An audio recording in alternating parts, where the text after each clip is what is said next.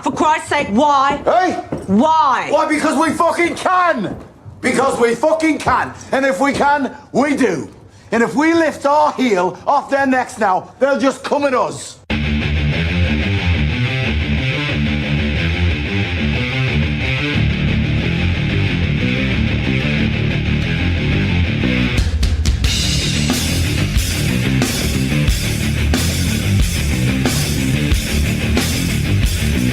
Yeah. I can put timestamps in for you. Gotta hate doing it, though. It's such a pain in the ass.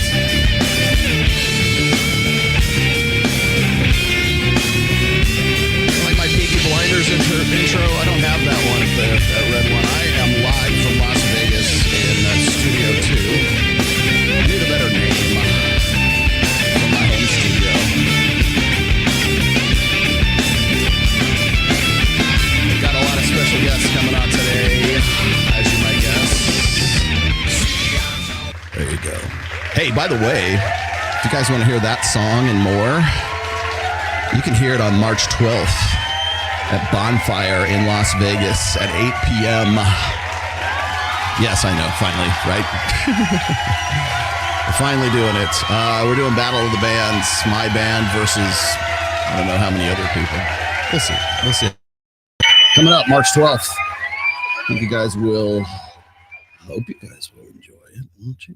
Yes, you will. Oh, our favorite non-pregnant porn star is available for us. No, I am not pregnant. Yes, I have hinted at it. And the reason being is I'm going to use the media attention and the extra income I have had over the last few days because I want to pay for somebody's IVF journey. I want to do good and I want to do better. I want to pleasure people, and I don't just mean guys. Flawless victory. Oh, wait, no, I need this one. There we go. She's just a humanitarian, guys. She's just a force for good in the world. Paying for someone's IVF journey is something I'm passionate about, something I want to do, and something that's going to be good to do with my money. So let me fake a pregnancy so you guys will pay attention to me. Okay, I got it. Oh, but this one was even better. Walking around in public with sperm on your face. When I was younger, before I was married and before I had children, I would have been happy to see you as an object. But wait, what? As a man of God, how I didn't Andrew Tate register that as a trademark? See you as a fellow child of God. I wonder if there is any way that I can offer you some protection or service or counsel. I put an X and you were walking around in public with sperm on your face. And I felt like, where are we going, Lily? Talk me through why you did that. I was just finished filming like a threesome with two guys and they both finished on my face. And so I thought it might be fun to see if I can go out in public with this on and anyone will say anything. Everyone in England's very polite and no one said a thing. That was kind of the reasoning. Not much thought went into it. Yeah, sure. I'm a man of God. I'm a man of God. I'm going to use that one next time. Oh, here's another one.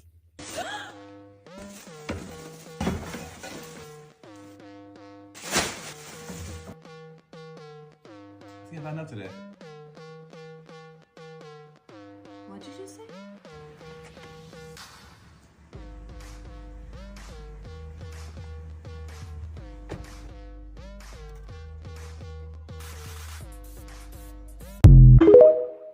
Don't you love how women think that this never happens in real life?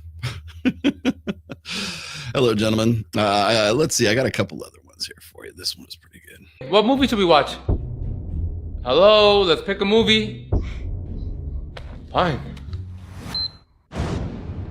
Babe, I thought we were watching a movie. I understand now. Why are you talking to your controller? Yo, babe, hurry up. We're gonna be late. I'm not ready yet. I need like 45 more minutes. Oh my God.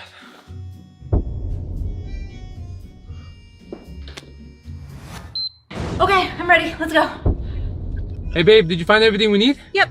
I'm just gonna walk around the store again just to make sure I didn't forget anything. Never mind, I got everything I need. Why do you have a PS5 controller? No reason. I can't decide what to eat. Chipotle. I'll get Chipotle. Perfect. Do I want a burrito or do I want a bowl? Burrito it is. Sounds good. Ooh, chicken or steak? Chicken? I'll get chicken. Mm-hmm. Can you order it? Yes. Ordering food. Lonely Chapter. I learned this with Alex Hormozy last year, and the Lonely Chapter describes a time in which you're growing, you're changing as a person, and you're now so different that you can no longer resonate with your old set of friends. I have to throw this one out here and put a caveat into this because, like, the reason I put this on is because, like, so much of like the whole self-help thing sounds like chick speak. Like, that's all it is. It's like, oh, I'm going through this transitionary phase of how I'm growing as a person. Like nobody knows when they're growing as a person. Okay. Like, look, oh, you know what? I feel like I'm growing as a person. Right? Get the fuck out of here with that. Right. Oh, your old set of friends. Okay. Yeah, I get that. Sure. But you only realize this in like hindsight. And so we have to go through this. Like, I mean, the guy's like silhouetted in this, low lighting. So he can just get like just the cinematic, importance of the whole thing. And it's just like, at what point do you just kind of like just go, this is bullshit? But you're not sufficiently developed that you've got a new set of friends that you're going to grow into. And this is the Lonely Chapter. And the problem with it is that you're always desire to sort of regress back to where you were is always going to be there. And you're going to have uncertainty. There's not even the promise of glory or success or triumph when you get through the other side. What am I pushing toward? I love how everything is like it's post facto rationalization. I guess that maybe that's it's a logical fallacy. It's like it's retconning. Like today we would call it retconning, but it's post facto rationalization, I think is what it is. It's like basically you did this big, you're a success because you did X, Y, and Z and you knew exactly what you're doing. And I'm so sick of this bullshit because it's like, oh, well, how did you vet for the woman that you're with? Oh, Rolly, you have such a great relationship with your wife and everything. And I'm just like, yeah, well, it's like I knew what I was doing. What? Like, get the fuck out of here with that. But it's retconning to make yourself look as if you like had this complete like God's eye view of what was happening with your life at that particular. You're telling me that I'm not going to go out on this night out with my friends, which I've done for the last 5 years or 10 years in the town that I grew up in or went to university in or whatever. You're telling me that I'm not going to do that because I'm going to get up and I'm going to meditate or read. Who even knows if meditation works, right? Like, or you've got all of these questions in your mind. So this Lonely Chapter is a period through which I think everybody needs to squeeze. Anybody that decides to go from a place they are to a place that they want to be is going to have to let go of people who can't go there with them. Well, I mean, that kind of goes without saying. Like, for instance, if you party all the time and you go, you know what, I'm not going to drink anymore. I'm not going to do drugs anymore. I'm not going to do this stuff anymore. Yeah, you're going to lose friends. I mean, it's not like rocket science here.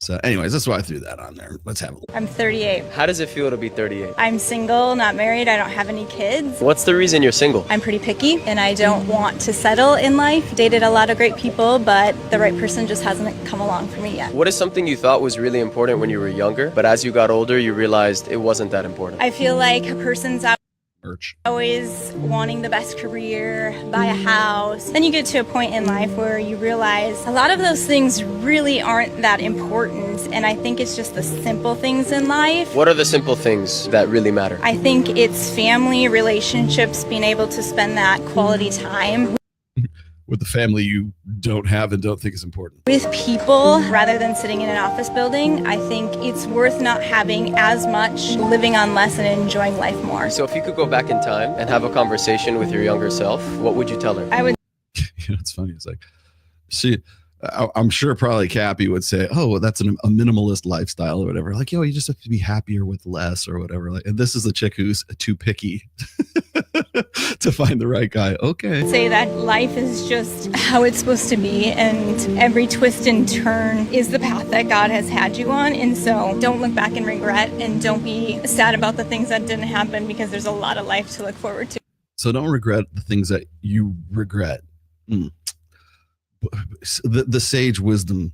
A lot of people talking about how different breakups feel when you start dating like higher echelon men and higher value men. Like when you're dating like an average guy or even like a below average guy, you guys break up and like there's shit you can hate on. You can think like, wow, he was a loser. He like was a bum. He had no drive in his life. He didn't have a job. He was a horrible boyfriend, whatever. But when you date upper level men and then have to go through breakups with them, you can't say any of that shit. The guy you were dating was educated, made lots of money, had an amazing job, took care of himself, looks good, is tall, etc., and has lots of options. Like, there's nothing you can attack for your own ego. And on top of that, a lot of people in breakups love to be like, well, they're gonna regret that. They're gonna regret fumbling me. But when you're dating higher value men, they probably won't, because they can replace you like that. So yeah, I've raised my standard and I'm dating like way better guys now, but going through breakups with them is not for the weak. Just to let you know, I'm still cool and you should still like me and I still have high standards, but this is the price you have to pay. I think what's funny about this is like she's basically just describing the difference between the alpha widows dynamic and the war brides dynamic. I'll talk about that later. But before we do, last one here. I have a confession to make. I have a new appreciation for Margot Robbie. No, I went to a Slipknot concert. It was actually, to this day, probably the best concert I've ever gone to. Is that right? Mm-hmm. Slipknot? They're just amazing. And I like dyed my hair black, and I'd only cut it with a razor blade, and I'd only wear like band shirts, and like only listen to like the heaviest of heavy metal. The next song we're going to play is dedicated to a very special, very beautiful, talented young woman. All right. You will all know her from such Hollywood blockbusters as Suicide Squad and The Wolf of Wall Street. You are Ladies and gentlemen, make kidding some noise for me. the amazing Margot Robbie. Give it up! Oh my God! We're gonna take you back, Margot. This one's for you. This song is called Tears. Hi, Margot. It's Corey from Slipknot. Stone Sour. Heard you were a massive fan. Heard you came to see Slipknot a long time ago, and I just wanted to thank. They're not sipping. Come on, this is Slipknot now. There you go. Oh, sorry, man. I look very orange today, don't I? I should probably have. Well, maybe if I did this, how's that? Better. Yes, there's new hardware on the walls here today. There you go. Oh, you want to see that one? That's the scythe area. I was trying to get the devil horns going with this, but it's just a little too low.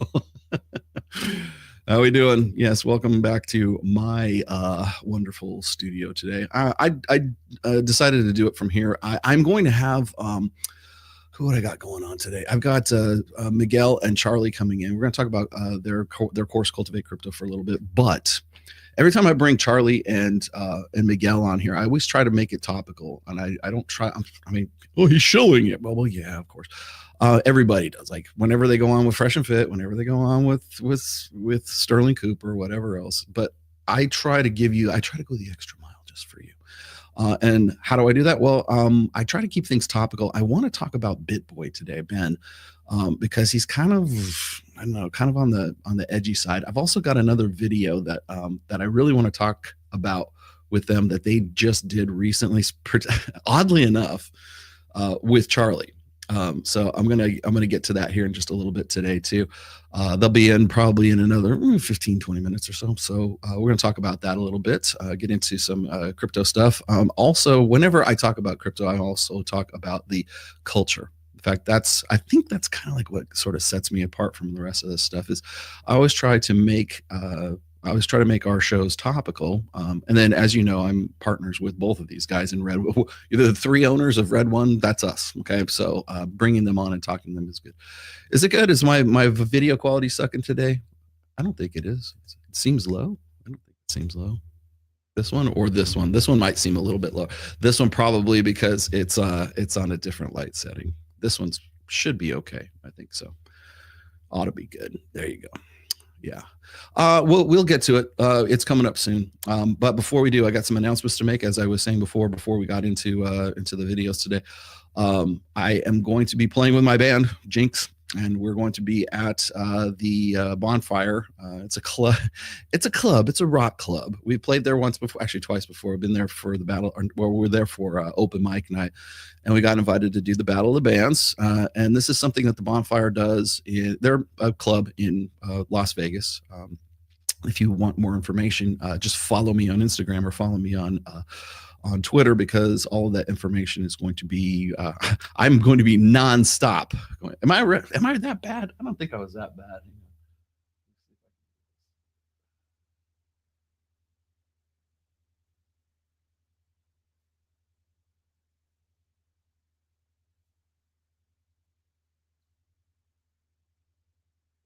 That's too yellow. That's a little too low. Let me see. I'm messing with the white balances here, guys. Sorry. Let me see what I can do.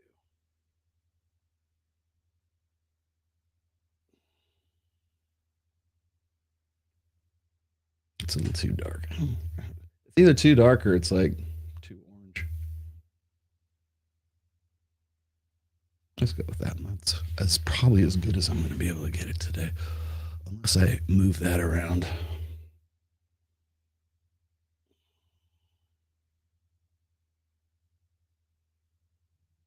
This is ISO. Let me push the ISO up a little bit. There we go.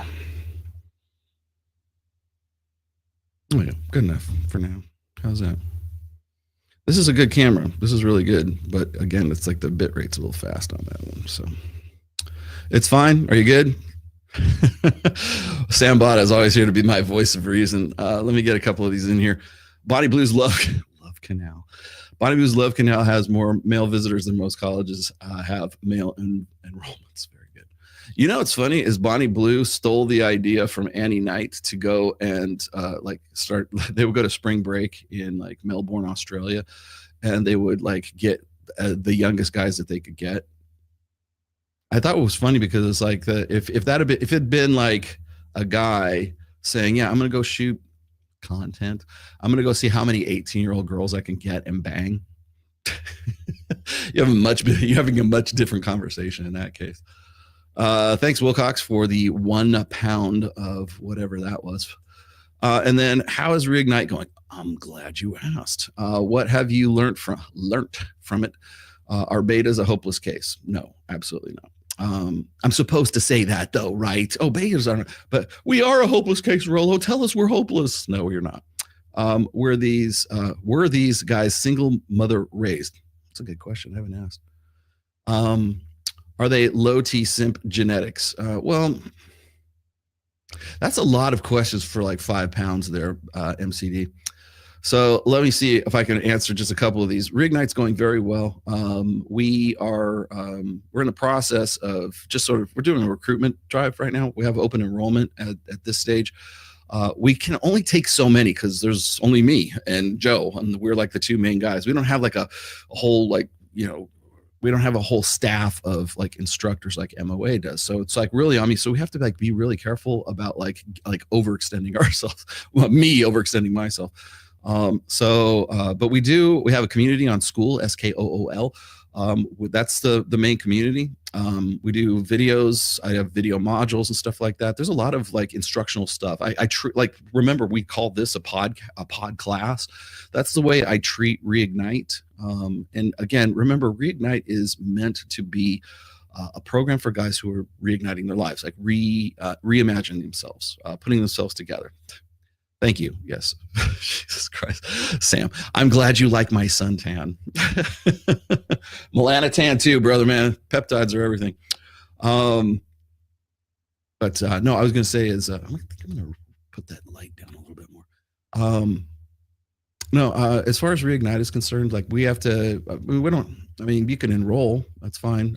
We want more people in the community as much as possible, obviously. We have a group of guys, not just myself and Joe, I shouldn't say. We have a network of guys that help you guys out with a lot of whatever your personal sort of deficits happen to be. So if you are looking for someone to help you with your physique and your nutrition and your diet, we have people for that.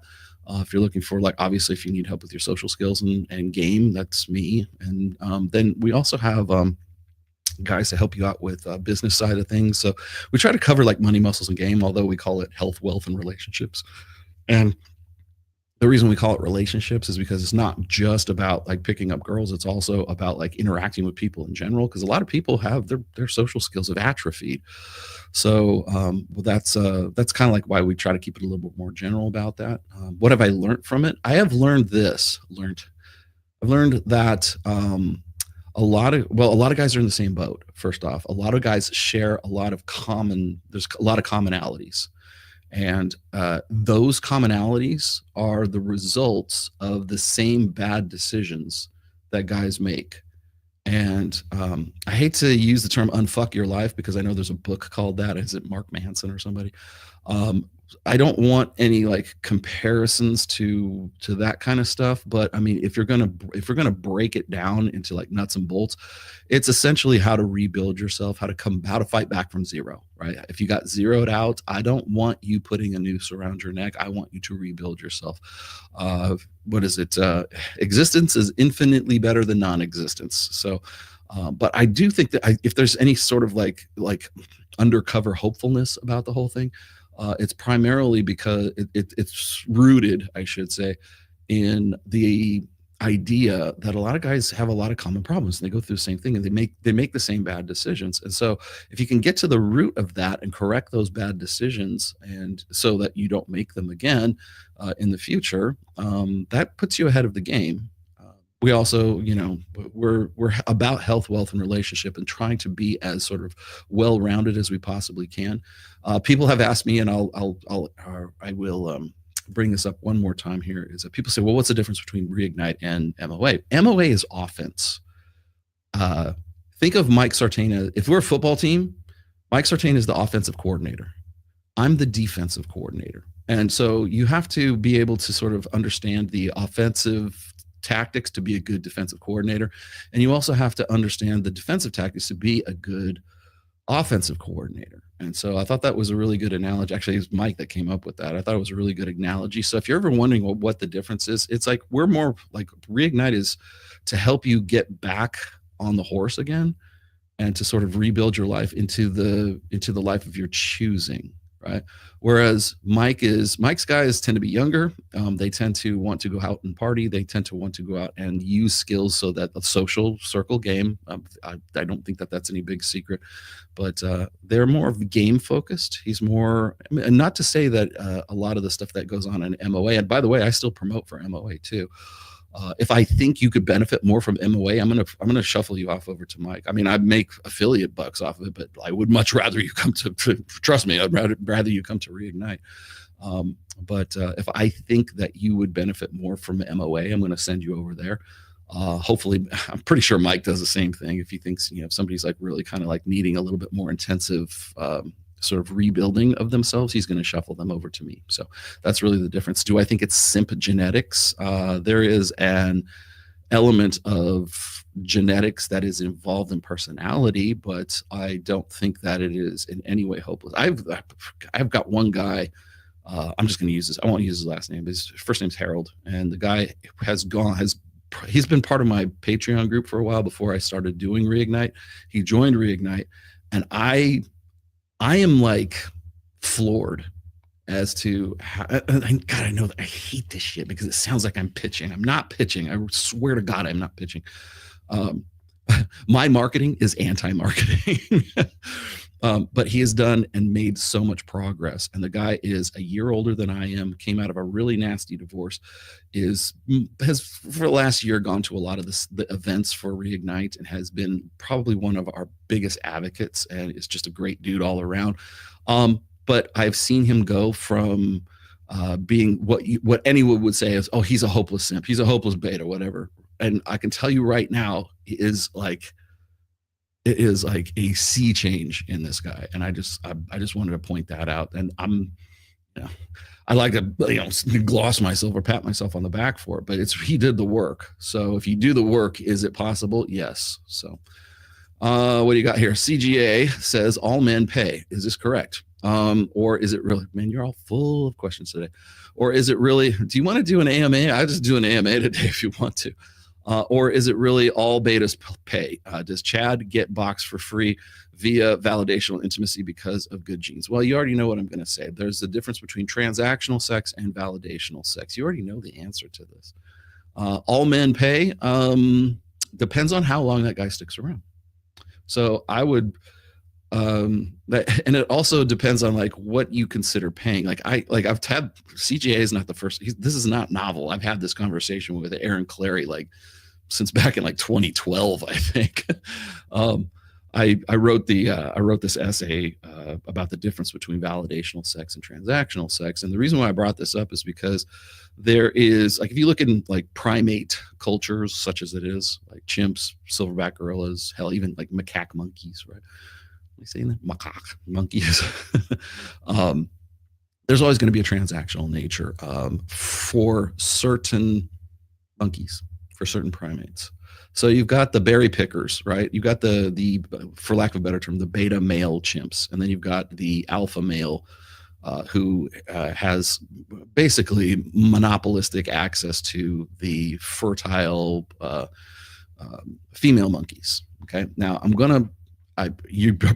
know what you're gonna say. I got the criticism already, so we'll get to that here in a second. But the idea is that it's not that beta male monkeys don't get sex. They only get sex when the female monkeys are in their down cycle, and they only get it if they pick enough nits off of the female, or they offer enough bananas, or they child care, like they babysit. If the beta male that is like sort of orbiting the females that are part of the alpha male's harem, when they are in estrus, they don't allow the beta male monkeys to inseminate. I mean, odds are they're not going to. I mean, maybe occasionally they do, but not by design. And so if a beta male monkey wants to watch the alpha male's monkey want to be cuckolded while they go off and have sex when they're in estrus, then that's services rendered. So you can make the case that transactional sex is not just something that's unique to humankind. It is an aspect of higher order life forms, right? Mammals, I guess, certainly primates in general. Now, a lot of people are going to say, I'll give you the criticism. Here's the criticism. A lot of people want to say that, well, monkeys are more communitarian, or they're more egalitarian. And so what happens is if a big alpha male monkey constantly like sort of tyrannizes and dominates the group, then all the beta male monkeys form a coalition and they tear him limb from limb. And they do sometimes if the alpha male monkey's not on top of his game. You want to know why there's bullying in humankind and also in primate kind, is because that has a purpose. Bullying has a purpose. It's to keep the beta male monkeys from forming a coalition and tearing him limb from limb. Literally, I don't know if you've ever seen how strong a freaking chimp is. It'll tear a human apart. I don't know what the tensile strength is of like the biceps of a chimp is, but it will tear you limb from limb. And they do so. What they don't tell you is that the most alpha of the coalition of chimps then steps into the role of it's not like they have like some sort of like, democracy where it's like some sort of, Hellenistic, ancient Greek democracy where they all get together. And now we have a better society because we killed and tore that monkey limb from limb. No, the most alpha male monkey of that group, of that coalition that killed the previous alpha, he becomes the new alpha. That's what they don't tell you. So yeah, all it does is repeat the cycle. And I'll tell you, the other thing is that the first thing that happens when that new alpha comes in after the rival's been dismembered, comes in and kills off all of his offspring. That's the infanticide. First thing he does is go in, and by the way, that's not just monkeys, like lions do the same thing, right? We'll go in and kill off the existing offspring of the previous rival alpha, right? Those are the ugly aspects of all this that nobody wants to tell you. Everybody thinks they're just like these peace-loving beatnik, hippie monkeys, bonobos, whatever. Bonobos are pretty violent too. But what happens then is that has the effect of sending all the females into estrus. And so the uglier fact of this is that because the previous rival was torn limb from limb, now all the baby monkeys are dead, and it sends the mamas into estrus, who, by the way, are happy to accept the new alpha and have his babies as well. They have no problem. If you would like the studies, I have them saved in my bookmarks on my Twitter. So yeah, I mean, you can always make a case for the transactional nature of sex. Okay. Is it you always pay? If you don't fuck, you always pay. I'll say that. See, there is a validational side to all of this too, and I don't think a lot of people like CGA and the rest of these guys who are like sort of like CGA comes from like the MGTOW, coalition of 2018, 2019. And a lot of these guys, as part of the sort of black pill doomer nihilistic, despondency that was the black pill back then, they tend to look at things from a very sort of negative perspective, because they're guys that generally don't fuck. And I'm not saying that about CGA personally. I'm just saying that the guys who adopt this idea, they tend to be the guys that people just don't fuck, right? Do I have my boys in yet? Oh, okay. Miguel's on his way. They're on their way. Okay, we'll have them in a little bit. So do they always pay? Chad always gets boxed for free. Always gets boxed for free. Well, see, the thing is like, yeah, up to a point. You can say, well, yeah, Chad gets boxed for free. Box. Stop even calling it. He gets pussy. Okay, he fucks. He gets boxed for free. You know what I think of when somebody says never paid for box? You know what I think of? There's this place that says franchise that's here in Las Vegas. It's called Pink Box Donuts. And I think of that and I go, you guys are like, just don't put that image in my brain. You teach a man you pay for a hooker for a guy and you get him laid for a night. But if you teach a man game, you get him laid for a lifetime, and you help him sort of stay, educated, and he understands the game a whole lot more. Can you pay for box? Yeah, but it's kind of self-defeating ultimately. And then the other thing is like, a lot of people say, oh, Rollo, what do you think about like paying for hookers and stuff? I said, as a means to an end, if you're like in a crushing dry spell, if that's you, it's not me, but if that's you, I'm far be it from it. But if the problem isn't actually buying or paying for pussy, it's doing it consistently. It's this addiction, a pussy addiction. It's this prostitution addiction. And it's never been easier in the history of mankind to get addicted to that right now. There are apps called Tryst.com and skipthegames.com. You can fuck a new chick every night if you wanted to. And I live in Nevada, so you can fuck and Las Vegas, Nevada. You can fuck a new chick every night, right? Escorts, we just call them escorts. Sex workers, we just call them sex workers, right? So are you paying for it? Yeah, do all men pay? No, but I would say probably at least 80% of them do in some way, shape, or form, right? And so the conversations that I've had with Aaron Clary is like, well, as soon as you get involved with them, then you can technically say, well, I got to pay for a house, I got to pay for a car, I got to pay for this, I got to pay for that, I got to pay for the kids, I got to pay for school, I got to pay for wherever we're living, I got whatever it is, right? So you can use that and say, well, I have to finance the pussy that I'm getting. Well, if that's the case, then don't fucking get married and be the guy who fucks. If that's a positive outcome for you, if that's where you want to be, then by all means, go ahead. I'll be the last one to judge you for something like that, but it all depends on what you want with your life. So does Chad get boxed for free? No. So the difference between validational sex, and I had to learn this firsthand actually, the difference between validational sex and transactional sex is like once you're the guy once you become the hot guy in the foam cannon party in Cancun on spring break, and the chick is cheating on her dedicated, wonderful, loyal, dutiful provider boyfriend, and she's there and you were cute, she was drunk, and one thing led to another, you will understand the difference between transactional sex and validational sex. Validational sex is the sex that women want to have. He is hot. I need to fuck this guy. Hypergamy can't afford to miss out on an occasion to manifest itself, right?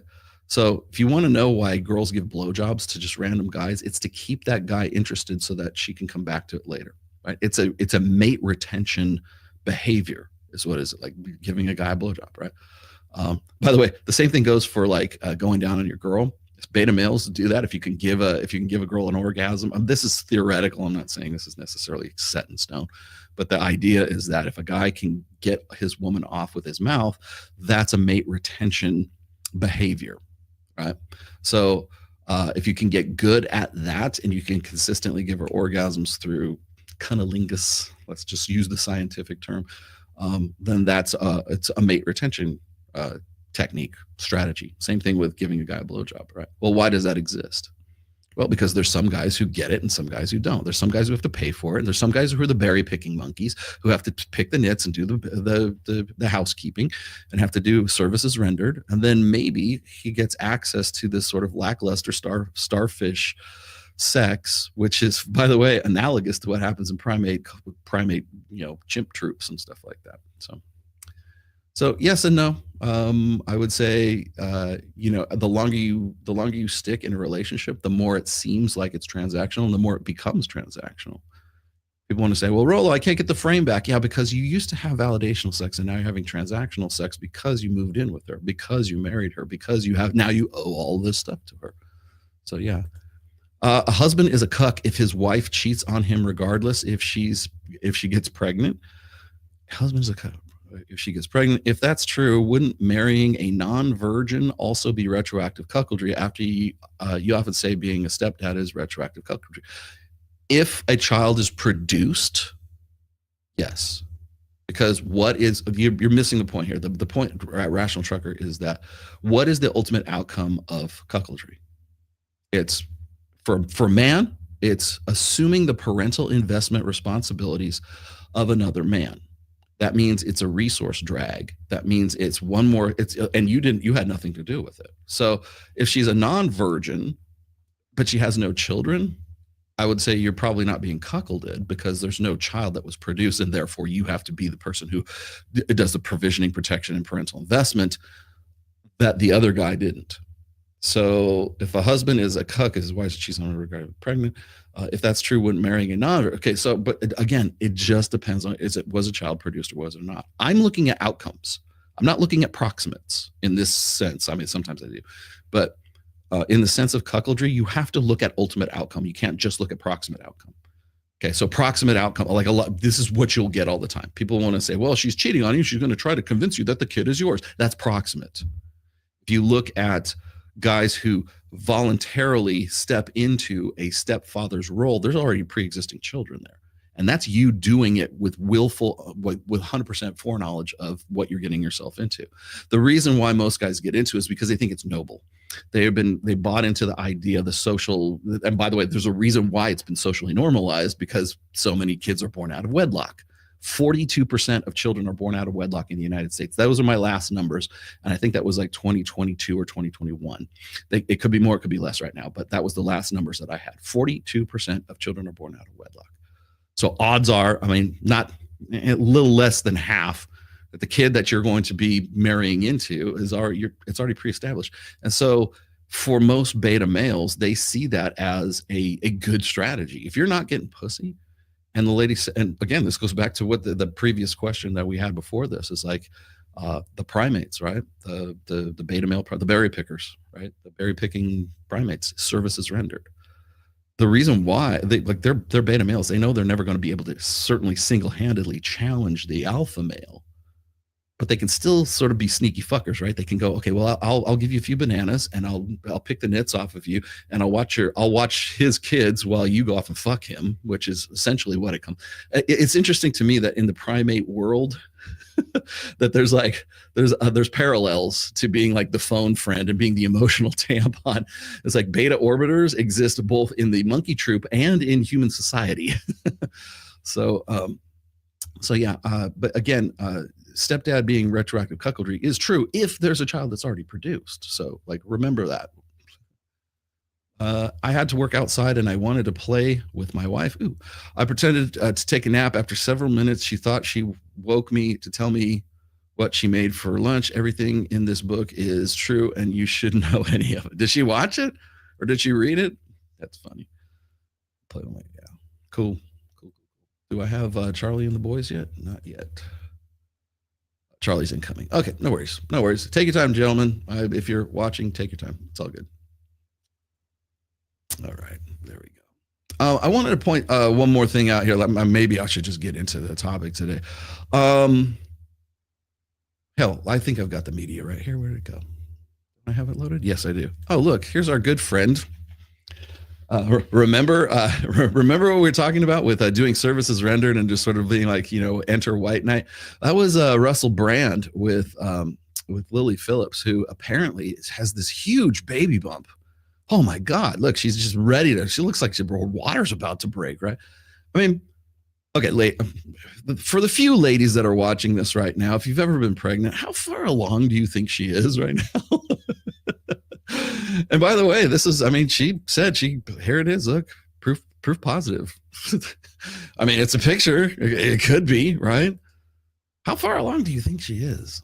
Anybody? Bueller? How far along? 5 months. You think she's 5 months along in this? But yeah, she's certainly in the second trimester for sure, right? I mean, that's when you start seeing the bump, right? Well, just in case you're wondering, this was her 8 days ago. On whatever podcast. This is what she was on there with Ayala and our new best friend Eva Lovia, who is still trying to pass off her ancient wisdom of chore play as being sort of a key element to keeping your relationship hot and fresh. But no, this is her 8 days ago off of whatever podcast. I don't know, man. That's quite the transformation between that and that. So, what gets me is like if you go and let me see if I can grab that again. That was too good of a video not to throw out there one more time. Where'd she go?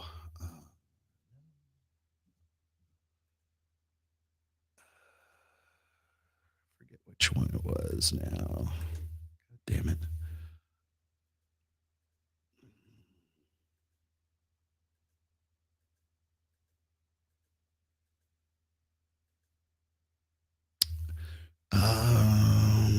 Was it this one? Well, it's like, sorry, it's in my, here you go. So it was in my Twitter videos. Pregnant. Yes, I have hinted at it. And the reason being is I'm going to use the media attention and the extra income I have had over the last few days because to pay off my new Lamborghini. I want to pay for somebody's IVF journey. I want to do good and I want to do better. IVF journey. She wants to pay for somebody to have a baby.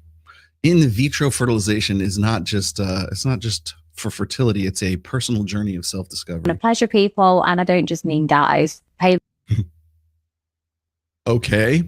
Someone's IVF journey is something I'm passionate about, something I want to do, and something that's going to be good to do with my money. I love this. Good steward with my money. You know where she got that from, right? I feel like I just took a bath in battery acid. Good steward of my money. How Christianese of you. Wonder where she picked that one up. I want to be a good steward of the money that I have by helping this poor girl. Of course, she doesn't say anything. She mentions no specifics about it. And I wouldn't expect that she would. And the reason why I brought this up in the first place is because this was a really good example. And I keep I don't know how many different ways I can say this, because as soon as Lily Phillips decided that she wanted to do 100 guys in one shot, and as soon as Bonnie, and by the way, I was the first one to bring up Bonnie Blue too. I knew it because this is exactly what all three of these chicks were doing. All three? There's a third one. Yes, her name is Annie Knight. Annie Knight, Bonnie Blue, and Lily Phillips. They all, I don't know if they have the same, PR team. I don't know if they have the same impetus. I see you guys, Cultivate Crypto. I don't know that they have any kind of collusion. I don't know, pre-planning for any of this kind of stuff. But I do know this is like the minute I saw Bonnie Blue, or Lily Phillips sort of like tearfully talking about her 100 and some odd, I'm like, this is crocodile tears. This is bullshit. And I knew for a fact, and please don't ask me how I knew for a fact, but I do know that they'd worked together. I knew that Bonnie Blue and Lily Phillips had worked together. I also happened to be the first one to break the news that Lily Phillips had been on Fresh and Fit already. I think I showed you guys that video when she was coming on to Fresh. And I was like, whoa. God wants you to have the baby. Definitely not. We didn't want another one of those situations, did we? Oh, well, since we are at almost, what do we have, 45 minutes? Okay, I have to make another announcement, ladies and gentlemen. The announcement is hopefully you will come to the Battle of the Bands. That's not what this is. Next week, on Thursday of next week, the 27th of February, we're going to have Fresh and Fit on Access Vegas in the new studio. We're already. I was waiting to confirm this. It's been confirmed now. Myron and Fresh will be with us in studio at the new studio at Red One. We're going to do a full Access Vegas show with the girls and everything else. That will be on the 27th. That is going to be Thursday, the 27th, and then on the 28th, which is the last day of the month. Is this a leap year? We will have them in studio, just between myself, Fresh, Myron, and Mike Sartain, and whoever Mike decides he wants to bring in from MOA, because usually there's somebody who tags along. We're going to be doing just a free for all, maybe an AMA or something like that with people. So that will be. And by the way, Kyle, if you're watching, I'm probably going to need you for that one. Yeah, we will have Myron and Fresh and Fit will be on with Access Vegas, and that will be on Thursday. It will be 8 p.m. Pacific, 11 p.m. Eastern. And people please don't give me grief about like, oh, it's so late. It's 11 p.m. on a third. I'm sorry to say, but we are on West Coast time here, and so the girls are also on West Coast time as well, and so that's why we do that. Well, why can't you do it earlier? Because the girls aren't even awake.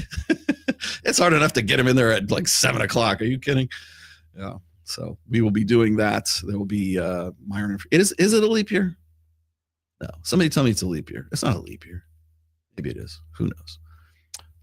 I got Cultivate Crypto. I'm still waiting on. Am I still waiting on Charlie, or am I waiting on Miguel? Who am I waiting on? I'll put you guys in just a second. I'll put you in, Coach, in just a moment. I do want to do this though. This is a good lead up. Hold on. This was really good, guys. I will admit this was semi-inspiring for me. Okay, wait a minute. I have to cue this up. Sorry, I didn't download this. I'm gonna have to like run it straight from. There we go. Okay, this is much better. I'm gonna just show you guys. Oh, okay. So it's Charlie. Charlie, there's Charlie. Charlie, come in. Charlie, come in. There you go. All right. Oh, Charlie's at home. I can tell because he's got the Victorian picture in the back. You know, it's like an art museum, isn't it? It's like, no, man, I love the Rococo period. Yeah, of course. It's like my finest, period of art that I'm joking. Yeah. Is Miguel on his way in? Yeah, he's on. I don't need Miguel for this part. I wanted to throw this one on here because this is mostly you, anyways. Oh, there he is. Okay. All right. There's my boy. Yo, what's going on? There's my tenderloin. All right. Here we go. I wore the rocker jacket for you today, man. There you go, man. Thank you. I wore the shark tooth necklace just for you too. Aloha. Yeah. I want you guys to go over this with me, okay? 'Cause this was pretty freaking good, and you guys probably don't even know what I'm going to do here. There we go. You got Yep. Remember this, don't you? Okay. All right. I have to throw this one out there. Tell me if you want me to pause it. It's only 2 minutes long, so tell me if you want to pause it in the middle of it. But I'm going to throw this on. I don't know. Maybe I'm old school, but like you know, maybe you're old school, but like I don't know. Like if you're gonna cheat on your wife, you at least want to embarrass her on fucking the gram if you don't have to. You know what I mean? Yeah. Well, whenever I view anybody on social media, right, I look at like kind of 3 angles. One, the straight angle, they're presenting what they're actually presenting. The bad angle of they're just they're entertainers. They're entertainers. They're just adding some WWE factor to it, right? So they're playing things up for clicks and views. All right. So does that include Bonnie Blue and Lily Phillips and the rest of these chicks are saying that they're pregnant? That was freaking genius. I'm like, yeah, you have to be on top of your game. Here, let me finish. That happens quite frequently. On the other side too, though, the narcissism of their attention seeking. There are two types of people on social media, right? The people who are actually good at what they do and actually sell a product and are basically more like salespeople than marketers. Yeah. And then there's marketing types of people who know exactly how to get attention, Yes. but they're like Sneeko. They don't know how to fucking make money off of it for whatever goddamn reason. And they just they are kind of in a way like women, right? And it's like attention-seeking behavior. And so when I think of like, okay, somebody presenting their life like that, it's either like way too true in the fact that they're just doing this to get attention. They think it looks cool and they're really just kind of a piece of shit, or they're doing the other angle where the wife's in on it, they know, and they're just, playing it up. So it's like, or are they some sort of like odd mixture between the two? Who the goddamn knows? But these days it's just like, it's interesting to see the types of characters there are, but there are so many self-absorbed social media people. It's not even funny. Oh yeah, I mean, in general, I mean, like having a YouTube channel already, like we're already somewhat a little bit vain. We have to be. Oh, you have to be. Yeah, Yeah. you have to be, right? Yeah. Hey. Anyway, what was that? Like a little. Well, I mean, I know like two guys that aren't that bad, I guess, but like besides the rest, no. Oh, I see. Yeah.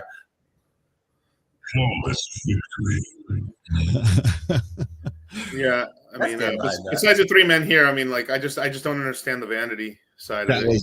That was like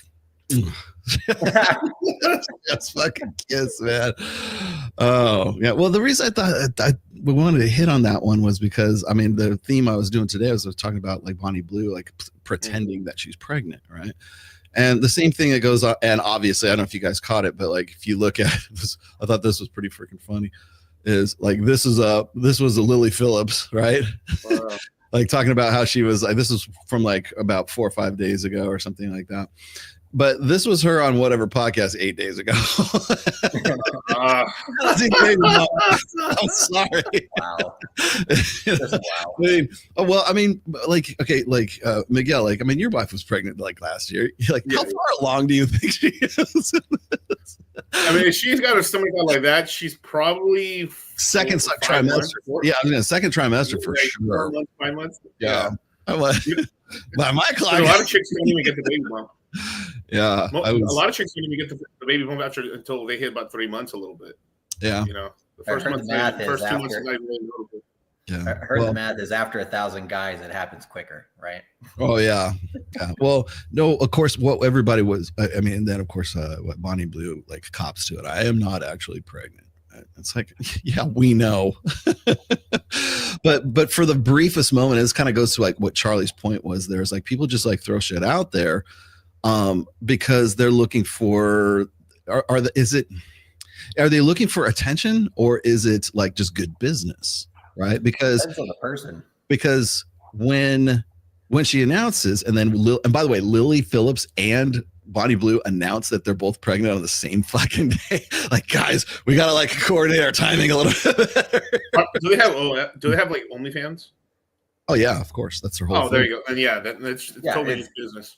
That's their whole thing. And it's like, that's the thing, right? It's like, what are you getting the attention for? And are you utilizing that attention for the betterment of something, right? Like, so for the betterment of a business, for the betterment of your community, for the betterment of whatever you're trying to do, right? But there are a lot of people on social media. She seems to be actually like trying to monkey branch it and leverage it into something.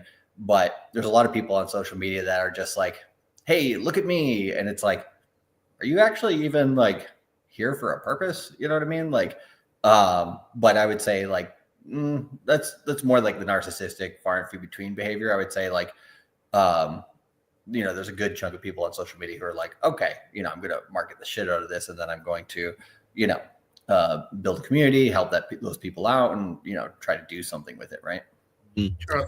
Charlie, I'm not scamming. I'm grifting with style. Yes. Right. Well, I'll tell you what's funny is I remember talking to Hotep Jesus one time, and he was saying like, Brian, he was saying everyone is a grifter. I am, you guys are, everyone is a grifter. If you're online, you're a grifter. Well, if you're selling a pen, you're a fucking grifter, right? The difference is what you give back. Yeah, exactly. The difference is what you give back, right? Are you giving back like real value? Are you giving back stuff that's going to like help people change their lives? Are you giving them back like actionable information? Is it some everybody's on the like, well, what was it? Not everybody is out to get you, but everybody is out for themselves, right? And so it's like, what are you giving back to the community if you're taking, right? If you're the kind of guy who's like, this is what I do. I'm an influencer, whatever it is I do. People think that I'm still like on this take for like producing books. It's like, I'm an author. That's what I do. I sell books. Used car salesmen sell cars. Right. Books sell. You got authors sell books. Well, how dare you sell like a $12 book? Yeah. How dare you try to teach people stuff? Yeah. How dare you try to like give people some sort of information, right? And the problem I have with that is like, what am I giving back? Right. I can totally understand why people have that hesitancy, because a lot of people write books and it's just a product. It's just something they sell on like Stripe, or they sell it on like, Gumroad or something like that. And they're not authors. It's just part of their funnel marketing. Right. I'm an author too. No, you're not. You have a book that's like 96 pages and it's like a pamphlet, right? It's just so you can say that you have a book, and you probably didn't even write it. It's probably done in Korea or somewhere else, right? Brother, I have an Etsy shop, Yeah, there you go. Yes, exactly. But and that's the difference. And like, so when people like say, well, you're just out to sell more books. I'm like, yes, I am. That's what I do. I am an author. I'm out to sell more books. But the thing is like the problem I have is it's not about the fact that I'm selling books. It's about the fact that they haven't read the book and they don't know what the quality of the book is, and they don't know anything about the message.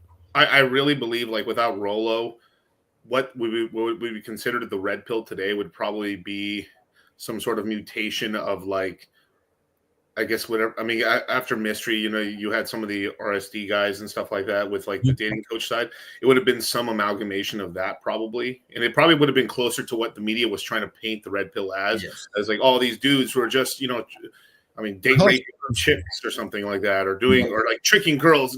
Girls don't know that they're getting tricked right now, and instead, and I think there's also one thing why they've always attacked you as well, Rollo, is because you turn the red pill more kind of meta and kind of inward looking, of like, this is the actual, like, this is all the stuff that we've on SoSwab and all the things I've seen on the internet. And I think this is what it really is. And I'm not going to tell you what to do with your life, but I'm going to give you the tools for you to choose what you want to do with your own life. And I really believe, as much as we tell some people that stuff, some people don't like that. Mm-hmm. Some people want you to tell them exactly what to do with their life. Mm-hmm. Like, Rollo, why aren't you telling me? Why aren't you telling me to go to Jerusalem right now? Like, why aren't we doing a holy war right now? Constantinople is ready for the taking. Yes. I mean, the other thing is like, when you actually listen to what Rollo has to say, like, I think a lot of people come to the red pill and they're just like, here's a bunch of fucking angry ass people who can't get pussy and shit, and stuff like that, right? When they come to the space, and then holy shit, there's this guy actually talking like real shit, and like, yeah, maybe they disagree with you on some opinions, but then they hear it and they're like, oh shit, okay, he's correct there. Oh wait, he's correct there. And then they have a hard time actually like going against the red pill at that point. Whereas like Miguel said, like some of the other content's just like, oh yeah, that's easy to like write off. Right. Yeah. And you're totally right. In every sector, it doesn't matter from writing books to crypto to, do you think like used car sales? There's bad used car salesmen. Oh yeah. There's great used car salesmen too. Yeah. Yeah, I mean, what is it, Danny DeVito from Matilda? Man, there's a sucker born every minute. You take them for everything they got, right? Mm-hmm. Like that sounds like the meme coin rugs we've seen here. Celebrities. Get to that too. Celebrity rugs, yeah, exactly. Hey, I don't think we ever talked about this. Like, a lot of people don't know what you and me and Charlie's arrangement is. Like, we're kind of like the triumvirate of Red One Studios, but like we are. I don't even know what to call it.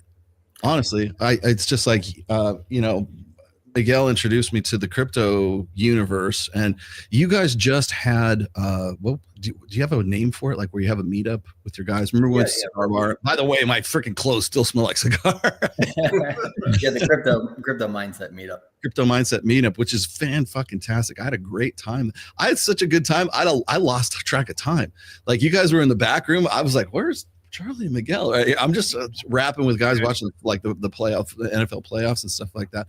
I completely lost track of time just talking with people because it was that cool. It was just that much of a good time. Yeah, we were talking to those guys afterwards as well, and they're like, "Oh, damn, it was so cool! I got to meet Rolo and actually got to sit down and talk to him for." I mean, you talked to guys there like, you know, directly with a small group of people for like what 30 minutes to an hour at least, and like giving them all sorts of game and everything like that. So like, I was waiting on you guys like to come and get me, and you guys never came and got me. I'm like, I just guess I'm here. Well, yeah, that's perfect. Yeah, no, people were geeking out. I mean, people told me afterwards like, "Oh my god, I can't believe I got to talk to Rolo. Holy shit, this is crazy." I mean, you know, it's that classic internet thing. You know, it's like we think our haters are 90% of our viewership. In reality, they're like a sub 1%, which is a fraction, but a very loud minority. Yeah, right. Yeah, I learned that. I was actually Sam Bada, who's my moderator in the chat. He told me like one time, he says like how many people watch your show? I said, 50,000 views. And he goes, okay, how many people commented? Maybe 500. Okay, of those comments, how many of them were negative? Maybe 100. If that, like maybe even under 100. And of all those guys, how many of them were like really serious, and how many were just like fucking with you? Right. Maybe 50, 25 of them, maybe. Those are the ones you fixate on. Those are the ones you go, I gotta make this guy a believer, right? But you don't realize that of your viewership of 50,000 people, if you're looking at maybe a handful, a dozen people who give you shit. But everybody else loves your shit. Everybody else, even if they don't comment, doesn't necessarily mean that they didn't enjoy the video or they didn't like the video or whatever, or they didn't get something out of the info. That's why I call this a pod class and not a podcast, right? And so I think it's important. Like, he told me about that one time on videos, and then also about like essays and things that I write. Like whether it's on Substack or it's on my WordPress or whatever. Like how many lives have you like moved that really like you? And so like when I go to events like you guys, especially your events, because this is not a quote unquote manosphere event, although there's a lot of crossover between crypto and manosphere. So it's not like I'm going to the CME, right? It's not like I'm going to some convention or something. I'm going to a crypto thing, and I got people coming up, hey man, sign my book. I love your stuff. You saved my life. Da, da, da, da. And I'm like still not used to that because like I'm used to people going, fuck you, Rolo. That's what I'm used to. But when I meet somebody, like I get recognized or something, like if I'm at a casino or if I just got recognized. I meant to give this guy a shout out. I just got recognized. This is going to be very embarrassing. I got recognized by a guy, and I was going into Sally's. You know what Sally's is? Yeah, of course. Sally's is hair care stuff, right? And so I'm going in, and yes, I do dye my hair. Thank you very much. But I also needed some guacamole because I do hair care stuff, right? I'm going in there, and I'm like, dude, you couldn't like recognize me outside of Powerhouse. Sally's like, shit. I'm like, can I get a selfie with you? Yeah, if you aim the camera the other way. Yeah, it was funny. So the guy's name was Taylor. So shout out to Taylor. But yeah, I thought that was kind of funny. But like getting recognized just like that, people going, hey man, you saved my life. I watch you all the time. I watch your show. I watch Access. I watch this, whatever. And so to me, like to get love from people is like, it's like I'm weirded out by it because I get so much hate all the time, or I get people, or maybe it's just because I fixate on like the negative stuff a little bit too much, from when people like hate on you. But like then you go out to like you guys' event, and it's just nothing but love, and everybody's just all about you, and they want to take selfies, and it's like we're about to go to another event. Like we're speaking at a crypto conference on March 6th to the 9th. Yeah, here in Vegas, and it's a lot of people there too. A bunch of Hexicans are like dying to meet you as well. So I'd love to invite you out. We're going to throw another. I'm so sorry. I have to go. So, and I might as well announce this too. I'm going to be at Babes in Toyland from the 5th through the 7th. But if it goes to the 9th, I can certainly. It goes to the 9th. Yeah. I drive back on the morning of the 7th because never drive from Los Angeles to Las Vegas in the afternoon. Not a good idea. Early in the morning. Fine. well, and that crossover, like you're saying, between the red pill and crypto, it goes in a lot of different ways. I think like the first time we connected on crypto stuff in the red pill, the first thing that I noticed was the best crossover was like that taking of self-responsibility. These days in society, there's so many groups that are just like, I'm a victim, or, you know, I can't control my life, or any of this type of shit, right? But crypto is very libertarian, very, you know, live and let live type thing, but don't infringe upon, you know, my stuff. And if you do, you know, I'm going to do something about it, right? And I think, you know, that's very like an American trait, and that's, you know, something that crosses over real good. But I think the crypto needs the red pill actually a lot more than I think you might realize, simply because, I mean, there's this kid, fucking crazy story. He killed himself on live stream literally just like 2 days ago. Shot himself in the head, and like because he'd lost $500 on a meme coin, right? And it was just like, geez, 500. Why? Like, that's freaking crazy. And like, apparently, you know, his girlfriend had broken up with him like a handful of days before that, or something. And like, maybe it was his last savings that he'd had that he worked hard for. He's kind of a young guy. Charlie. That might be our new well. Like, what happened to him? He lost all his money, and then his girlfriend broke his heart. Oh, there we go. Now we have the reason. You know? Yeah, exactly. And so it's like a very red pill thing that if this kid had just like, you know, because he's probably like, I guess, mid-20s or something like that. If he had just like simply probably read like one of Rollo's books, watched the stream a few times, like he'd have a different mode of thinking, absolutely. But, you know, the black pillars out there are the people who kind of like fall into that have no hope, or they're just like, you know, sometimes they use crypto, or they use like different things in life to kind of be like, okay, this is my last thing that I can try to control, and if I lose here, then I'm going to give up, right? And it's just like, that's really fucked up. But like, we've had some people, like both men and women, who've been in situations in the last few years, and we don't know this thing until we have the meetups, right? There's people who are like, I was in a motorcycle accident, I lost my business, I was in a car accident, or whatever, all these different life events, and they do use crypto to come back from that. I mean, we recently helped a guy who had lost about like $400,000 on one of his businesses from a shitty business partner.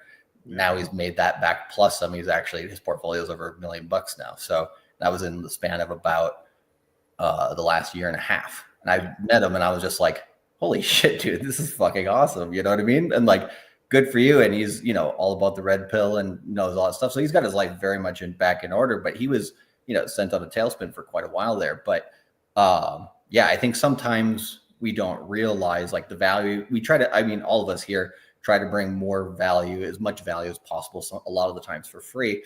But sometimes you don't realize the impact you're having on people until you meet them face to face. You're like, holy shit. Like, I thought you know, sometimes I'm just talking into a camera about, you know, what I'm passionate about, what I truly believe. But like, you'd never know who's on the other side. No, what's the capacity of Allegiant Stadium? Like 80,000 probably. 80,000. So all you would have to do is do a show of 80,000 views, and you would fill the entirety of Allegiant Stadium. Yeah, I think Fresh and Fit could pull that off. Yeah. Speaking of which, they're going to be in. You guys need to know this. They're going to be in on Access Vegas on the 27th. So, so they'll be with us. And then we're also going to do another show. Maybe you guys could come. We're going to do another show on Friday after that. So that'll be on the 29th. We'll do that. I think Myron invited us on the show. He's like, "Hey, you guys coming on the show? All right." Yeah, I'm gonna get Cappy too. See if I can get Aaron on there. We really fuck things up. I need to have a stream with Cappy, man, because I think we every time we try to set something up, it's been some time zone issue. Or like one time Cappy we're trying to pick Cappy from the airport. He's like, "I'm still in Vegas. I'm not in Miami." Oh yeah, right. Yeah, we hit with the Lambo and everything with Fresh. Yeah, Fresh had the Lambo ready for him, right? Yeah, he's still in Vegas. Yeah, he's still in Vegas. Yeah. Hilarious. You know what's funny is I got Cappy and I are doing a sort of an intensive. We're getting our research done for the DHS watch list that we were on for Diverting Hate, and somebody just, and I don't know who it was, but thank you for sending me this. There is a government program right now where you have to fill out this application. It's this questionnaire kind of thing. Like, have you had any adverse effects from like government intervention in your YouTube channel, or have you been like demonetized as a result, and no one gave you any kind of reasons why not? They're basically just doing some sort of like inquiry into this stuff, and it's exactly what Diverting Hate was doing to me and Cappy and Rich Cooper and MTR and Fresh and Fit and everybody else. And so we just got this. I got about 2 days ago, and so we're both of us are like filling it out and putting it together. It's almost like writing a whole full essay on the whole on everything, because I want to be as comprehensive as I possibly can. But the best part of it is they know. The Trump administration, whoever's doing this, they know, and they want to get incidences, and they want to have like, you know, witnesses, whatever, relating their stories about everything. And I will tell you right now that like my subs are still flatlined, and even Cappy's his viewership and his subs, and I think his like super chats or whatever have flatlined. He came to me and he said, have your stuff flatlined? Dude, that was like a year ago is when that started. But so now he's filling it out. I'm filling it out. I'm passing it along to Rich Cooper and the rest of these guys if anybody who was on the list, please hit me up. If I don't know your email or whatever and you're on the list, hit me up and I'll just copy it. And was that USAID money that was being used for that? That's the presumption at this point, but the Diverting Hate was specifically funneled through the DHS, through the McCain Institute, and then through Diverting Hate, which is at ASU, so Arizona State University. And so I've been tracking this for like a year and a half now, so I have so much information I can give these guys. And at least I kind of was hoping to actually file a lawsuit or join a class action or something like that, and I might still get to do that through this new program. So we'll see what happens. But yeah, but that's that would be something to talk about on a Cappy show for sure. But yeah, I would definitely, like, we're all here. We should just do it. You know, I mean, we got the studio. We can go do it anytime we want to. I mean, this is planned discrimination, and like, I mean, it's kind of it's just it's not a conspiracy theory. Well, it's not. It's that it was an actual realized conspiracy. Say that again, just because I'd never heard this a year ago when everybody said, "Oh, that Rollo, he's kind of conspiracy." You're shadow banned, bro. You're shadow banned. You think they care about you? You think the left is like worried about your guys' small little niche and stuff? You guys need to stop. I'm glad they know. Yeah. Well, no, it's like, so like there's the biannual report for Diverting Hate. Where we got the list from, where we found out Justin Baldoni was the one getting my traffic from, right? Dude, I hope Blake Lively just runs his ass into the ground. I've literally never heard of that guy until like Baldoni. Yeah, I had heard of him before for like they throw on the Good Man Project, which was an abortion to begin with, and then they had Justin Baldoni, who basically cries on every one of his episodes. It's like, remember? Serious? Do you remember Kailu? Like the cartoon Kailu? Kailu, and it was like this boy. He was like this. He's like this little, you know, like, Caillou. That's what it was. Caillou, yeah. Caillou is Justin Baldoni grown up. He's a bald-headed, like round face. It is a bald head, but like it's that same kind of like. Ooh. Yes, Caillou. That's what it is. Hey, I got a question here for you guys.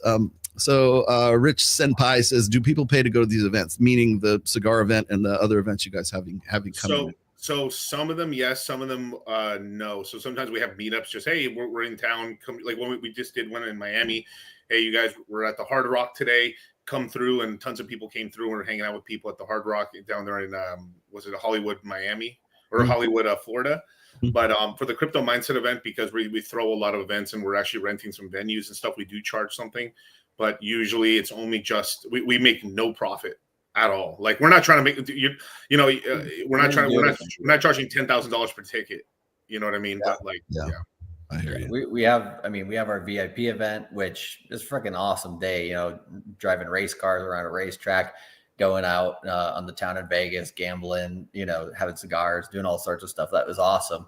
And like, yeah, we just charge guys for, you know, how much it costs to do everything, obviously. But then like the whole point of it is just to bring the community together, the core members of everybody who, you know, is able to meet up and really know people face to face, right? Because I do feel a lot of the time when you do meet people on the internet, a lot of the time they tend to be very similar in person, right? So I'm not really surprised. Like me and Miguel ran our whole business for the first 2.5 years without ever meeting each other face to face. Virtually. And then This is a real COVID baby. A real COVID baby. yeah, exactly, right. and then the first time we met, we were just like, oh yeah, you're exactly as I expected. You're exactly the same. So like, and same with when I met Rolo, I was like, oh shit, like I've already know this guy. I've talked to him for so many times, right? And so like a lot of the people, they come and see us, right? And they're like, oh yeah, like it's cool to meet you guys. It's kind of crazy seeing you in person. But then we're like, for us, like the avatars on the other end, we don't get as much chance to talk to, right? Like during our course, the crypto meetup, the crypto mindset, we do see people on camera when they ask us questions, if they're, bold enough to do that in front of a few hundred people. But a lot of the times we don't get to see everybody. So it is nice to meet people and shake hands and be like, okay, good to know how we're, affecting people and what we can adjust and stuff like that. I remember when like Miguel and oh boy, do I have some info for you, Miguel. I remember in August of 2022, after our infamous PBD, man, PBD's getting on a flagpole recently too. Did you see that? Like people were like attacking that dude. Oh really? What did he do? I don't know. Like people, he was at some event. I think some political. He might have been at CPAC. I think. Oh. Okay. And like even like if you lost the kids at CPAC, you pretty much lost the game. So. But no, I was going to say right after in August of 2022, when we decided that we were going to do Vegas as our base of operations, you took me to, was it October of then? Like you took me to PulseCon? Yeah, I told you. Yeah, I took you to PulseCon, and then we were also PulseCon was we were basically doing a joint event with like Bitcoin Miami. People are like, I can't believe Rolo's a Hexagon. I'm like, what's a Hexagon? yeah, I am. I am a Hexagon. You'd be surprised. Like, I mean, I think this is what happens: is a lot of guys in the crypto space, eventually they get some money, and what happens to them, right? They're it's kind of kids with dynamite. We've actually had you talk to our guys about kids with dynamite a little bit, right? And that's been one of my main worries for a long time. Charlie's as well is that you go from a mud chalice to like a gold chalice, right? Very quickly, and then very quickly you start getting a little bit of like female interest, whether it's bought or paid for. Asian Rolo, right? White guy I know. I mean, he's rooftop Korean. There we go. That's rooftop Korean. Yes, yeah. But Italian, didn't you guys get the note? but yeah. So it's this entire thing, like where, how do I say it? Like, I'm kind of losing my train of thought here and stuff. I got killed. I got so off. I got railroaded by the Asian Rolo comment. Well, as far as Pulse Chain, because I remember going there and there was so many people there like that knew me. I'm like, how the fuck these guys know me? And but there's such a crossover between the crypto space, certainly the Hex space, and the Red Pill, and I think there's a reason for that, is because it's something that guys need a good full education of, because like you were saying, like you go from like drinking out of the clay cup, right, to having a nice silver cup or whatever. Like it's what we call too much, too young, too fast, right? And a lot of these guys go from zero to hero, man. They made nothing. They're working a 9 to 5, and then the next year they're filing income tax for like over $1 million, right? And with that with great power comes great responsibility. And so what happens is those guys become marks for the women that show up at these things. Now, for instance, and I meant to ask you guys this, we are going to have the Bitcoin convention here in Las Vegas. Do you know when the dates for that are? It's like in May, but I'm not sure the exact dates right now. I could look it up. Which is interesting to me because usually Miami gets it, but we got it in Vegas this year. So that should be real. Us choosing Vegas was a very smart tactical move. I think so. It really was. Like, I don't think we get enough credit, me, Rolo, and Charlie, about like kind of coming together, make it the triumphant, and like, because I wanted to, like, I'm trying to get every crypto YouTuber I can to come move to Vegas, and then I know every time I see a Red Pill guy, like we just went on We Are Change, bro, come over here to Vegas, bro. Come to Vegas, man. We have a studio, man. Just come on. We're trying to make like an entire hub here, of the Red Pill and crypto, but we wanted a West Coast hub for like Fresh and Fit have the East Coast, right? We want to be the West You Coast. got the West Coast, yeah. And 10% of all Americans go through Vegas every year, right? Yeah, I think it's an international hub. I mean, you could fly here direct from Japan and Europe and everywhere else too. So it's like it's an international hub. It's the tourist capital of the world.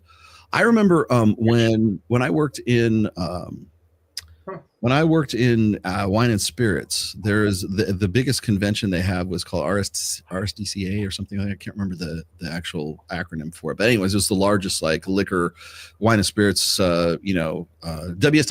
That's what it was, wine, spirits, something or other, WSWA convention. And the WSWA convention always split its time between Vegas and Orlando. And so, because I lived in Orlando at the time, I was always going to the one that was in Orlando, but it was like every other year. And I was like, why don't they just do it in one place? Because it'd be stupid for them to do that, because both of those are the two biggest hubs for tourism on planet Earth. So that's why they do that. And I think that as far as crypto is concerned, I can totally see the logic in wanting to do Miami and then Vegas and then Miami again. Yeah, and I think I looked at the dates. It's the 27th, 28th, and 29th of May. So the very end of May. Yeah.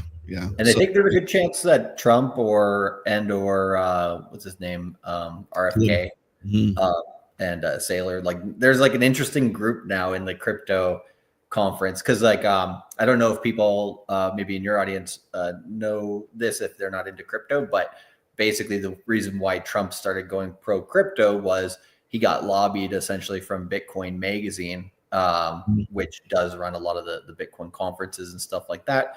Even Vitalik Buterin, I think, wrote for them before he built Ethereum and everything. So he's getting, information. I mean, obviously they gave him some money for his campaign. He's like, oh, I like crypto now, and he'd already been doing the NFTs. Yeah, I mean, crypto starting from last year is now getting more geopolitical because it has to be, right? Like money and power are just, they've always been like that in human history. So I think every 4-year cycle now, you're going to see the Bitcoin conference specifically get kind of a little bit more interesting and a lot more geopolitical, because with this talk of the Bitcoin strategic reserve for the United States, if they do end up doing that this year, then you're going to have probably at least half of the G20 countries adopt the same thing and go out and buy a shit ton of Bitcoin, which, I mean, even saying that is stuff that we talked about back in 2019 and 2020 when we first started our channels and the course and everything. And a lot of people were like, yeah, sure. They're never going to let Bitcoin get to that state. Central bank digital currency sounds like a dystopian future. That's never going to happen. And we literally have a guy. Kiyosaki was worried we're going to have a Fed coin. Well, we are in our next crypto mindset course that we're hosting here. We're going to have a person who is related to the first two central bank digital currencies that are coming out in the world, actually. And so you guys will have a chance to pick his brain and everything if you're in there. So, I mean, this shit's ramping up real fast. It's kind of like, the technology adoption curve for like AI. I was like, AI, shmai, nobody's using this shit ever. I've never seen it actually. Adopters jump in, yep. And then ChatGPT comes out, it's like, boom, absolutely changed the world. And like, it's only going to keep ramping up from there. I mean, it's the same thing as like when refrigerators and radios were adopted, right? Like at first, it, kind of expensive or whatever. But then after a while, it's like all technology has that parabolic growth curve, For sure. Hey, Richie has another question for you guys. Would you guys consider cryptocurrency just another form of fiat currency like the US dollar? I already knew the answer, but I'll let you answer it. Yeah, you want to jump on that one, Miguel, real quick? Yeah, no, not really. Now there is stable coins within crypto, right? Which it's basically is fiat in a way, digital fiat, but crypto has volatility, and real crypto, sort of like Bitcoin and Ethereum, are decentralized and can't really be stopped. Now, there has been some talks on Ethereum a little bit, right? About there's a $1.2 billion hack. It's kind of interesting. Me and Charlie were in Miami. We did an interview with Gary GG33 and We Are Change YouTube channel. And, he asked us, hey, what's the most dangerous thing right now that you could do? And Charlie said, without missing a beat, leaving your money on exchanges and using Bybit. Yeah, absolutely. And within a few days afterwards, it was such a big hack. Apparently, out of all the hacks that have happened since 2009, it's 16% of all the money ever hacked in history was at $1.2 billion. That's how big it was, and it was hacked by the Lazarus Group, which is North Korea's hacking arm, basically. Wow. And they basically they coerced it sort of in a way where like they lost access to the money now at the very least. So they lost about $1.2 billion, give or take. But they were actually considering rolling the chain, which what that means is you'd wake up one day and you still have the same Ethereum, but basically what they did is they would decide, hey, North Korea loses their crypto on Ethereum. But I'm glad that didn't happen in a way, because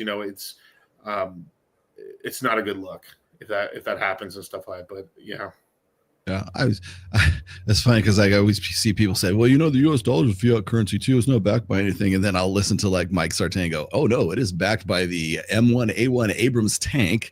It is backed by the US carrier, whatever, the carrier group. It's the F-16. General Ford. Yes. Carrier. Stealth bomber. Yes, that's what the US dollar is backed by. It is backed by the most, comprehensive military force on planet Earth. That's what it's backed Yeah, by. I mean, it's backed by the military. It's backed by the U.S. consumer in a way as well. It's just backed by all the natural assets of the United States. I mean, it's backed by a lot. It's backed by a lot of stuff. I mean, but guys, solar flare equals zero. I mean, dude, if we have a solar flare, we got bigger zero every tech. Yeah, bro. Like you don't understand. Like that we wouldn't have YouTube. We wouldn't have. Bro, we'd have much more problems. Like you'd be like the least of your problems at that point. Oh no, my Bitcoin. What's going to happen? And this is the whole thing where I kind of laugh at all the doomsday scenario stuff. Like, yeah, what if like one day an asteroid hits and we go back to the Stone Age? And I have to become an alpha and like take over the world, and that's when I'll get girlfriends and stuff. So you guys aren't preparing enough. So we just got to learn how to make stone and bronze sandwiches. Yeah. I mean, I'm not saying every prepper, but I'm saying half of preppers are going to get their shit took. They're just collecting resources for another guy. Yeah. Realistically. Yeah. And we don't even recommend that everybody puts, all their net worth into crypto. That's something that me and Miguel do because we're kind of into it. Yeah, that's what we do for a living. Exactly. But for everybody else, like $10 the cleanest shirt in the dirty laundry basket. and look at this right here, right? Yes. How many people would do a backflip for $5,000? This Doge dividend that you might be getting in the future right now. How many people would do a backflip for $5,000? It has no power, right? And then it's like, if I told some guy, hey, do a backflip right now, attempt one, land on your 2 feet, I'll give you this $5,000. They'd do it. Somebody would try. This is economic energy. Even though it's devaluing, becoming worthless every single day. Every day they're printing more. Every day you've been learning some marketing techniques from Gary. I mean, hey, I've had these marketing techniques. I mean, this is just gambling money. I took from Miami. Dude, I have been on such a winning streak in Miami. Every time we need to go to Red Rock, man. We need to go to Red Rock. I'm going to be there Monday. Oh yeah. Monday. Yeah. Oh man, we definitely got to go play craps again. That was fun. I'll tell you, I was just talking to my wife and I was talking about how, because the only game I ever played, and I still do, like even when I was working at the casinos, was craps. It was the only thing I ever played. Occasionally 21, the play cards, but and single deck too, right? But craps is the best odds in the house, but you still have to know the strategies and stuff like that. And I go, why is it that like Miguel and Charlie, they're like just like me, like the only thing, like we only play craps, right? We just go to the tables and that's what we do. And I think the reason why is because there's a lot of the same sort of dynamics in craps that there are in crypto. Like you're waiting for that run, and you're positioning stuff. You know how to do it. Like I don't know if you guys know the tactic called the Iron Cross for Iron Cross, yeah. for craps, right? It's like, oh, I'm going to buy those numbers. I'm going to do this, and it's like there's like if you look at like field bets, like that's kind of like shit coins. It's like a one dice roll and hope to God leave my hopping hard ways alone. Yes. Leave my hopping hard ways alone. And every once in a while you'll get the 2 and the 12. You're like, God damn, I just got into Bert, or something. Those are like the one roll dice, or big 6 and big 8, right? You play those, and it's like that's like the shit coins, right? But like the stuff that you're moving around and everything is now could at any time the dice go cold, right? Could the guy go through a really hot streak and then suddenly you get 7 and all that? Then you go into a shit bull market or a bear market, right? Yeah, well, and that's why like the portfolio management is so essential, right? Like you have your chips on your stack, right? You have your different kinds, and you're putting them in the right place. And if you don't do that, right? Then you probably go to 0 during those moments a lot of time when the dice go cold, right? Mm. But if you're like properly risk managing your portfolio, you can survive the entire game or multiple games or the whole freaking night, and then when you get that opportunity, that next opportunity, then it's like, okay, then go hard. It's just like also knowing when to bet properly and when to pull back. I'm trying to it's a lot of it is like trying to predict streaks, right? Like this guy's going to be rolling like pretty solid for the next 12 or 15 rolls, right? And then it's going to die, right? Does a possibility exist that he could crap out on the first roll? Yeah, it does. But I think in a lot of terms when it comes to strategy and tactics, I think that's one of the reasons why you guys are drawn to craps. And me too, right? Because it's tactics, it's strategy. And you're playing the house. Yeah, exactly. And there's only so many permutations that you're going to get off of those dice, right? It's not like playing slot machines or like roulette or some bullshit like that. There's only a certain amount of odds for each dice roll and how long it's going to last. And honestly, I kind of see it as like when you do a coming out roll or whatever, you put money out there to start the streak. It's almost like watching what happened back in like, I guess it would have been June or July of this year when everybody started jumping into shit coins, right? But it was a streak. It was so they kept rolling. They kept rolling. No sevens, no whammies. It just kept going and going and going. And then somebody fucked up. I don't know. It's like it right around like September, things started cooling off, and so the rolls weren't as high as they were. So now you're trying to move things around to get into the to sort of like play defensively as opposed to offensively. And there was those techniques, offensive techniques and defensive techniques, also translate into craps. And I thought that was a kind of who's rolling right now.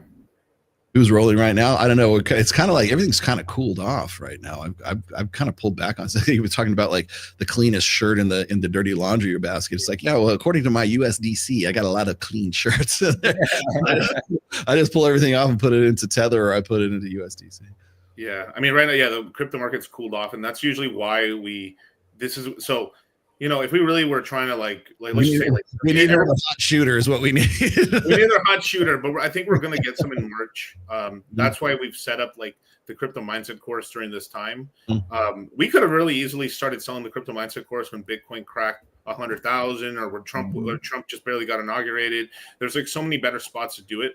But for us, we wanted to make sure to get guys in after it kind of cooled off a little bit for them to actually be able to get a good entry in order to make some money. There's been so many grifting guys all over YouTube and stuff and on Twitter saying, oh, it's all over. And they've just been wrong the whole market. They've literally just missed most of the bull run and salty as well, just because they didn't want to touch Solana or they didn't want to be here. Or we recently got our guys into Shadow and Sonic and stuff. And we've made a lot of people a lot of money. I mean, it's just so many people we've made like their first $30,000, $40,000, $100,000 and stuff just off of this place. Like I had a guy that invested like $10,000 at the time that made over like 200 grand in a week and a half. And that's just setting up the opportunity. It's like you said, like, hey, we're gonna get a hot shooter. I think we have a good play here, and setting it up, and then it connected. We've even had like teenagers get their first 6 figures with us, which I thought that was freaking wild because like that is kind of crazy. I didn't have that kind of money when I was a teenager. I'm like, hats off to you, bro. Yeah.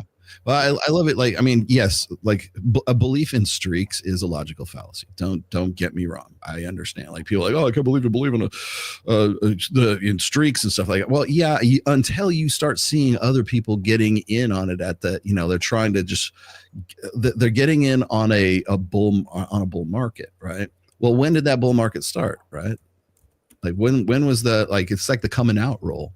For when you're playing craps. Like right now we're waiting for a good coming out roll is what we're doing. John B just asked me what percentage of the 10,000 did I beat up from that 16-year-old. I didn't take a dime. Other than, I mean, he paid for his own education. I think his dad helped him buy the course. He took it, he paid attention to it, and he acted on it. But yeah, we don't take any money from any of our students. That's ridiculous. We don't run a fund or anything. So that's 0%. 0%. We get really happy. The net worth of our group keeps growing. Like it's like it's kind of like a nice chart up and to the right. It's like our guys just keep getting richer and richer and richer over time because we've taught a lot of people. And I'm really proud to say we've taught 17,000 people through the red pill space. which is really cool. Like we primarily do folks in the red. We teach everybody, but a large portion of our user base and stuff has been people from the red pill or people we've converted into the red pill, and they've become. I mean, that's why. I mean, some of the reasons why the red pill is so crypto literate. For sure, it's because we've been around for 4 years. I mean, 4 years is a long time, even in crypto terms. I mean, like crypto, 1 year in crypto is like 12 years in like equities markets. That's how crazy it is. I mean, you age like milk in crypto. Let's just say that. Yeah, that's true. Yeah, I was just gonna say is like ever since I started like working with you guys and we started our partnership and we started Red One and we started, now it's almost like 4 years ago. But ever since we started that, like little by little, since I've been more involved in the crypto space and not just Pulse, but other spaces as well. I think a lot of people think like I have like all of this like crypto know-how that I really don't.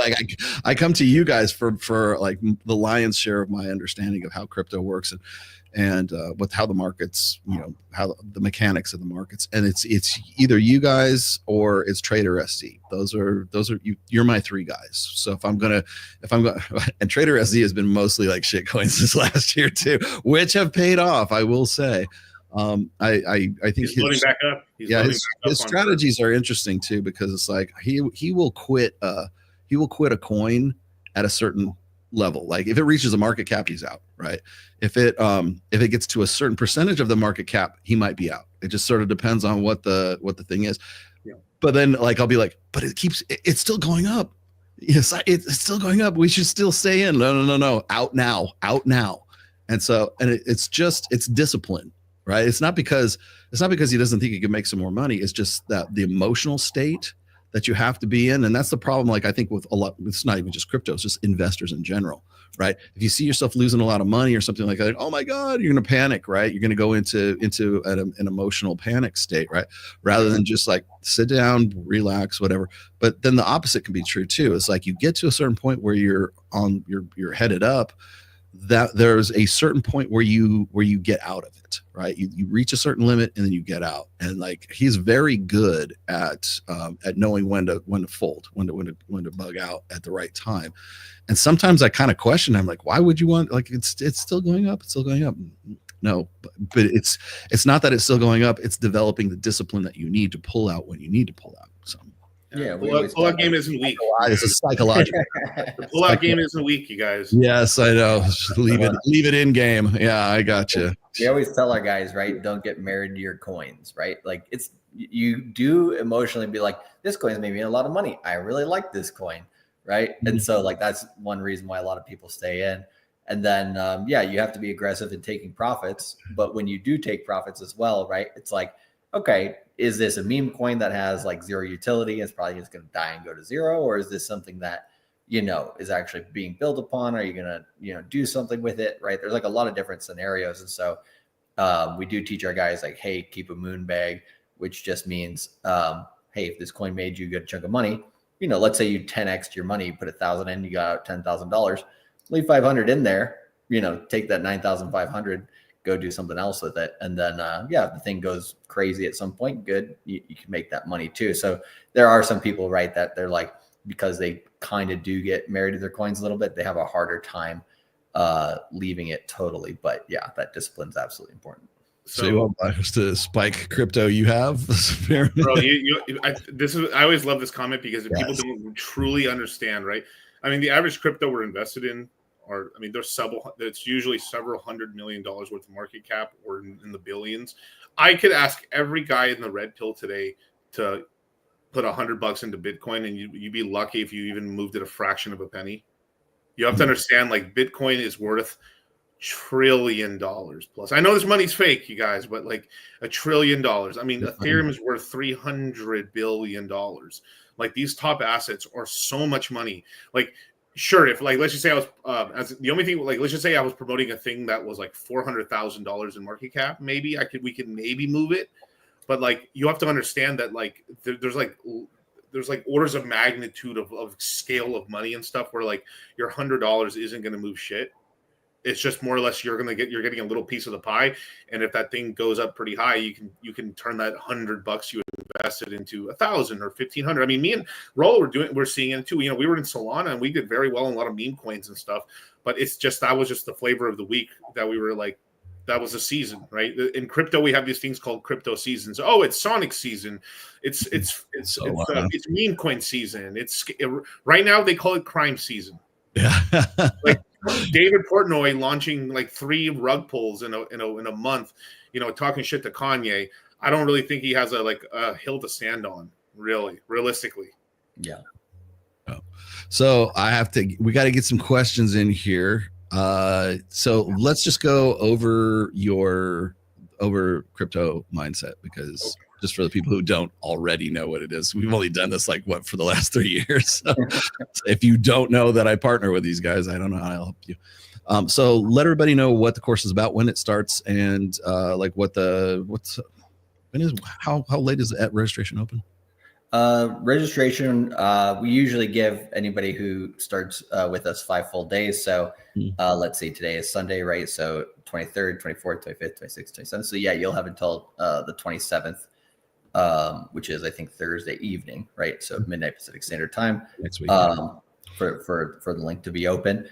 First webinars will be on March 1st. Actually, I have the schedule here. It's the first time we're sharing the schedule. If you don't mind, I can share my screen. Sure, go ahead. Okay, sweet. Let's see here. Boom, boom. You know, if you're in crypto, you could easily afford eggs, you guys. It's pretty awesome. Let me know when you can see this. Yeah, I can see it. Yeah. Okay, so we start our webinars on the evening of March 1st. All times here are Eastern Standard Time, so 10 a.m. and 10 p.m. Eastern Standard Time. So if you want to join us, I'll mention what's entailed here. But if you want to join us, basically Rollo has the link there in the description as well as in the chat there for you guys. So if you want to jump in, click the link. You can pay by credit card, PayPal, Apple Pay, debit card, it's very easy to do that through the website. But once you do decide to join us for the Q1 Crypto Mindset course for the first half of March here, then within 24 hours, you'll get an email from our support team, which is support@cultivatecrypto.com. And when you get that email, you'll within 24 hours, you'll be able to join the Telegram, which has an announcements channel where the live webinar links and recorded webinar links will be, as well as you'll be able to join the live chat, which we're already starting to give information in, including pre-recorded webinars and plays that we're looking at this quarter.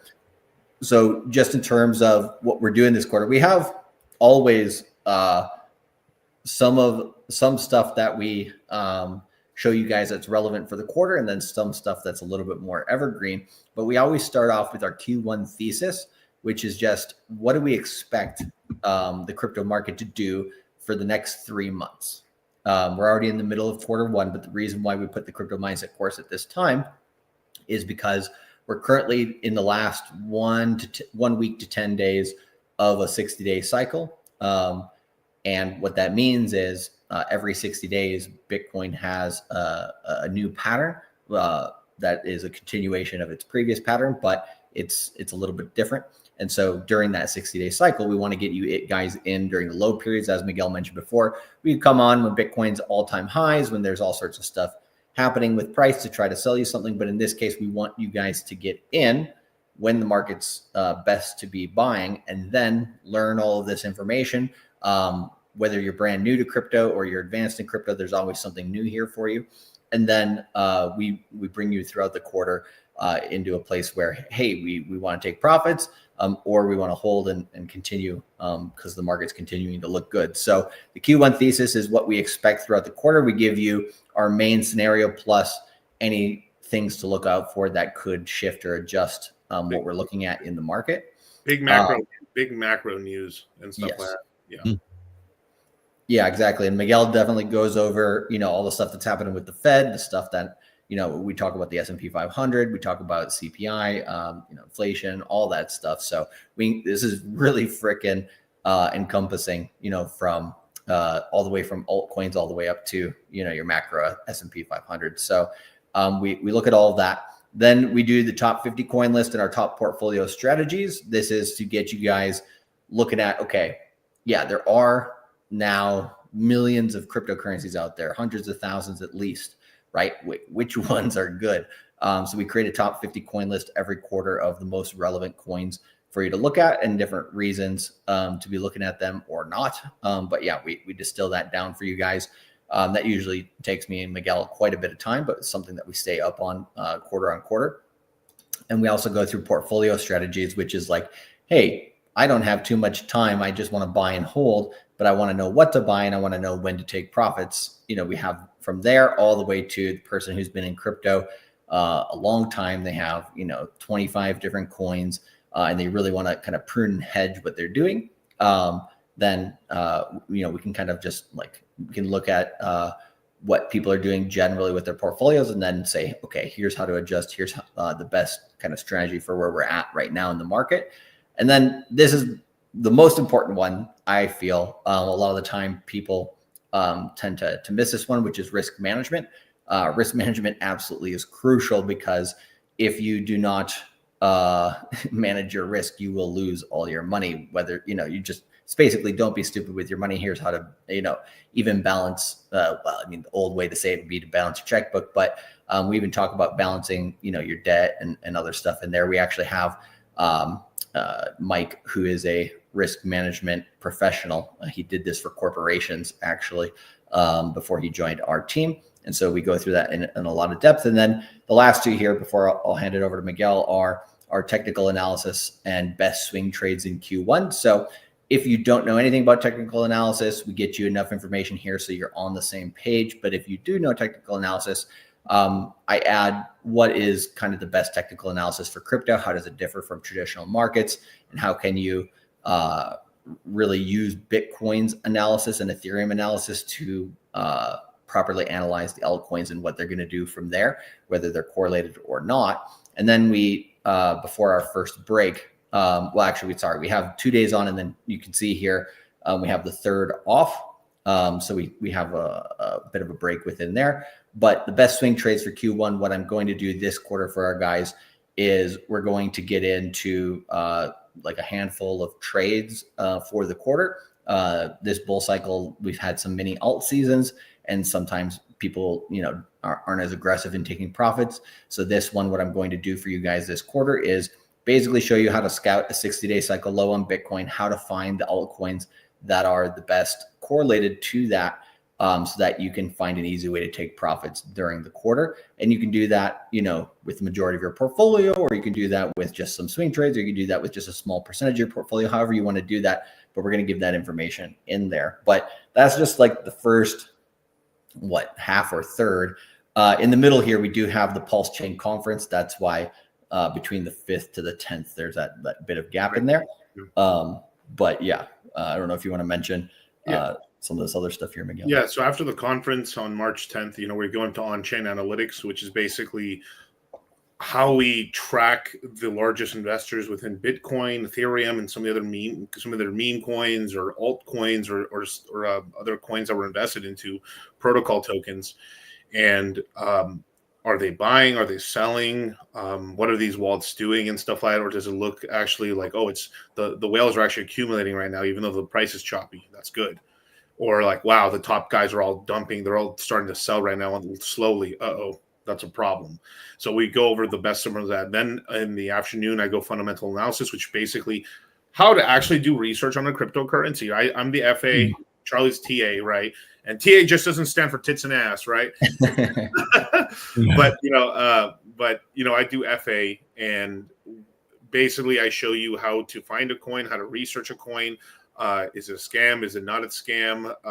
What key points do I look for on the website in the white paper? And the white paper is basically what's the supply, who's the founders and the team, is like just kind of giving it a good check under the carriage and stuff to see, like, is this thing maybe a possibly good one to invest into? And then me and Charlie, through all the skills we've had, we'll teach you guys kind of like how to look at the price chart all the way down to like oh wow, I think this team member's a little shady. Let's not jump in this one. I think this is going to rug.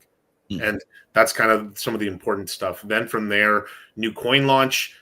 Yeah, stay away from Adam 22's. Oh, oh yeah, all in on Cuck, you guys. All in on Cuck. Yes. Rugging. Ask us how many people in our groups have lost any money on this stuff. Nobody. Nobody invested in Cuck. No one invested in Haktua. No one invested in Hank. No one. I mean, it's just go down the list. Like our guys don't do that stuff. And that's why our guys make money. But yeah. Can I mention a little bit about this? You go ahead. Yeah, you go ahead. You drop that one. Okay, so this one here, the new coin launch with the Moon Gang node. This one is going to be information that we only give within the Crypto Mindset course. I'm not really mentioning much more than what we have here on this part, basically. But there will be a new coin that we know some details about that will be launching within the month of March. And in terms of what Moon Gang node means is there's a way to stake on the network. And if we come in as a group and make a node, then essentially we can raise the percentage of rewards for the group. So this is like kind of a group effort where if you're interested in it and, after the webinar, you're like, oh, yeah, damn, this is pretty cool. This is somewhere where we can all make money together. But yeah, it is very rare to kind of see we obviously as much of the background as you can see on a coin launch. And so we're going to kind of use this webinar to talk to the CEO of that organization for you guys. So you guys can get as much of the breakdown from kind of like an inside scoop of how a coin actually is created, launched in a professional way, and how it gets to market, and then how you can make money on that as well. So it's a pretty detailed one. But and I think we don't usually get this every single quarter. So this one I think is something that probably will be enough, alpha and information just within this one to pay for the whole course. But yeah, there's a lot of cool stuff with this one. Yeah. Then after that, we do a Q&A. This is kind of something we always. Sometimes it can change. We might move it a little earlier, a little later. But usually we have 1 to 2 dedicated Q&As for the guys, and this Q&A is basically to catch up. Like we're in the middle part of the course here, and like let's catch up. Is there anything you guys don't understand yet? And we literally spend 3 to 4 hours answering questions like this live with our guys and stuff. And we usually have 300-400 people with us live on the Zoom call. And answering questions for 4 hours. I mean, that's why we're so comfortable. I mean, literally, we've been on Fresh and Fit so many times. People call in and we just knock them down. I mean, it's and this is another thing too, is like none of our content is like pre-recorded. Everything's live, just like Rolo, off the cuff. But that's why we're good at talking. That's why we know our space so well. That's why it's very rarely like someone brings a question, unless it's like some unknown coin I don't know about, and then I'm telling somebody, hey, I just don't know the coin. I don't want to talk shit about it. I don't really know it personally. And you guys do this quarterly too. So it's like everything changes. Like Q2 is going to be a different scene. It's Q3, Q4. You kind of have to keep it live. Yeah, this is a very unique. None of this. So we do have 5 pre-recorded webinars, but this is just like very basic crypto knowledge to get someone started and kind of like familiar, giving the vocabulary a little bit. But all these webinars are live in person. It's like we're doing like 2 4-hour rock shows, AM and PM, for 2 days in a row. I mean, full. There's Rolo, and Rolo's gonna be here somewhere. We're just rocking out right here for 8 hours. 8 hours of like rock shows and shit, and then we do it the next day again, and we take 2 days off. It'll be March 12th, the Battle of the Bands at a bonfire. Be there. But the reason is another reason why we have changed it up so much is because every quarter is different. So crypto changes very rapidly. 1 month in crypto is like a year in equities. So you get so much movement that every course is literally different. Like we could say one thing a year ago, and now it's not valid or extremely more valid, but even more, we have to go into much more detail about a certain sector of it. And that's why, we have so many repeat customers. I mean, we have quite a lot of people who take the course every single quarter because it's a great way to keep up with the market as well as kind of get plays and just make sure and stay locked in, because you guys, 2025 is the year most likely we're going to get the top in the crypto market. Right. So this is the year to really pay attention. You can still make money right now. It isn't like we're, oh my God, we're at all-time highs right now. It's gonna like jump in, you guys. The water's fine. No, we're getting like we're coming to you guys after Bitcoin's below $100,000. Ethereum's at 2,800. But you have to look. If there's smoke, there's fire, right? Like Trump literally extracted $500 million from Solana, and what did he do with the money? He pumped it into Ethereum. BlackRock can't stop buying Ethereum. The Lazarus Group of North Korea just did the largest hack in history. What did they steal? Ethereum. Why are these? Why is every major Ethereum? Why are they trying to stack Ethereum? Bitcoin's done well. I'm not saying Bitcoin's not going to keep doing well, but like, why? You have to look at like, why are all these people stealing this over here? Interesting. Right, and that's why. It's because there's about to be some upgrades to Ethereum. Ethereum's about to be a little more centralized, and they're about to pass many more ETFs. We're some of the first people on YouTube to say there's going to be a Bitcoin ETF. Oh, Miguel, shut up, dude. There's not going to be a Bitcoin ETF. There's going to be an Ethereum ETF. There's no way there's going to be an Ethereum ETF. Now we have both. And they're not saying, oh, and this is a crazy one I got a lot of shit for. I said there was going to be a Dogecoin ETF. Miguel, a Dogecoin ETF, dude, there's no way. There's a Dogecoin ETF now coming. There's a Litecoin ETF coming. I don't even like XRP, but there's more likely going to be an XRP ETF, a Solana ETF, and like all this has happened. We have an extremely pro crypto government for the next 4 years. You know, we're in Camelot right now, right? A very pro crypto that we've just kicked out the most anti crypto head of the SEC ever, Gary Gensler, the devil, the clown man himself, and now we have a very pro crypto, SEC. And so things are about to get like some of these breaks that we've had in the crypto industry are now unlocking, and we're going to start going full speed. So you're absolutely crazy if you're not in this market, because this is the only market where you can make a sizable amount of money in 1 year in order for you to be able to. Now, I'm not saying you're going to become a millionaire overnight, right?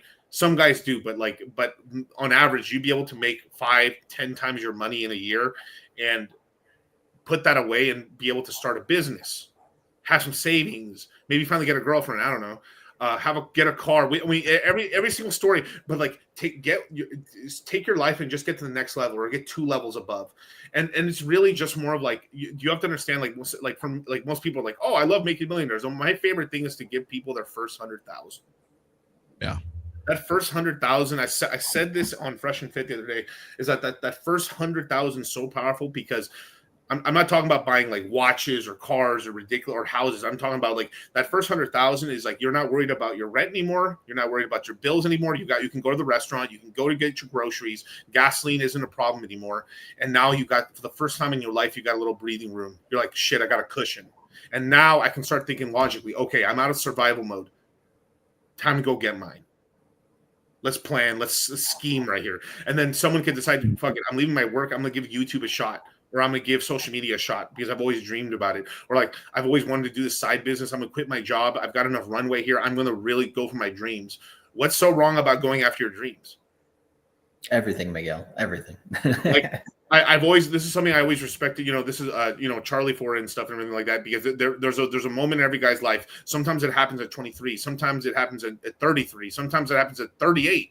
We're like, if I don't jump off this ship right now, I'm going to be on this fucking horrible path for the rest of my life. I've accepted defeat. I've surrendered.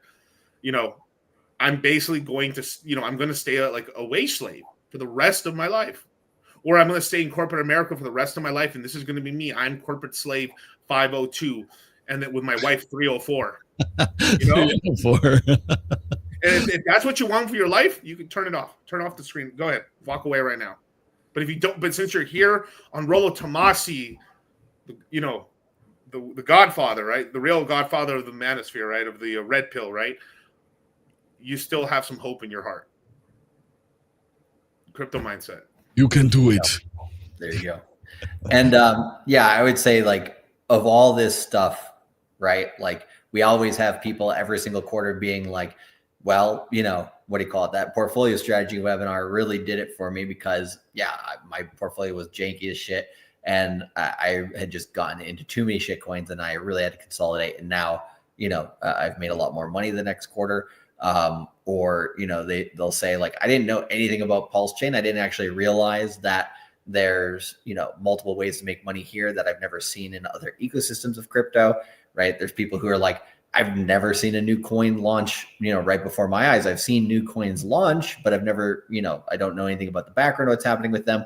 I hear, Kanye's new coin, the Yeezy chain or whatever it's going to be called, right? It's coming out, but how in the hell are they actually going to bring that about? And are the way that they're doing it, is it going to be positive or is it going to be a rug pull, right? We kind of already know the answer to that, but and maybe you guys don't. And like, that's something that we could easily tell you within here. Or maybe it's like, yeah, I've been YOLOing way too much every single play in crypto. I've just been swinging for the fences. And like, why does my account always go to zero, right? Risk management for the win on that.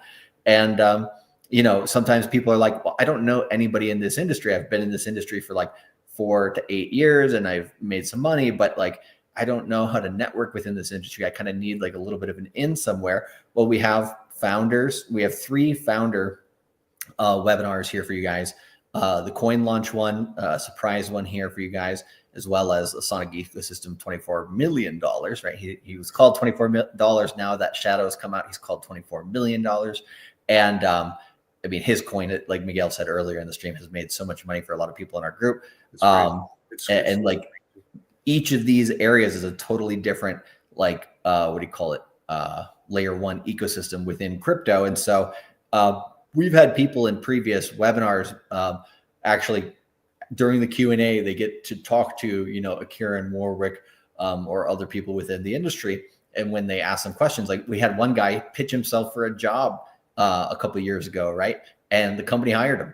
And because he had the skills, he had the wherewithal to ask for the job, to pitch himself and stuff. So he got a job within the crypto industry, and then he really started that out as well. So there's a million ways you can take advantage of all this. The question is, will you, or are you just going to let crypto become an industry which is the 12th sector of the S&P and is absolutely backed by every company, organization, government in the world? Are you going to wait for that, or are you going to get in when people still doubt it, when there's still some some moat still here? I think Warren Buffett will always have said when there's a moat in your industry, right? It's not that easy to get in. Then that's when you can make money. As soon as the moat is gone, everybody knows about it. It's not special anymore, or doesn't have any element of risk anymore.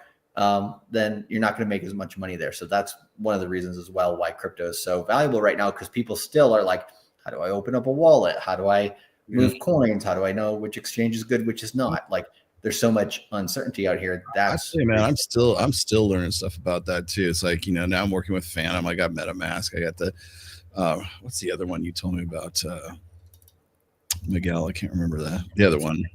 It's not Phantom. It's the other one. Yeah. But it's like, learning that kind of stuff, and like, I'm still picking up on things. Like you're so advanced compared to most people. Like you understand. It's sort of like being like, the more you know, the more you don't know. Like, how much you don't know. Right. I'm curious now. It's like I want to see how stuff. And I'll tell you the thing that kind of like got me going in the summertime was shitcoins, was altcoins. Right. Yeah. I could understand it. I'm like, okay, I get it.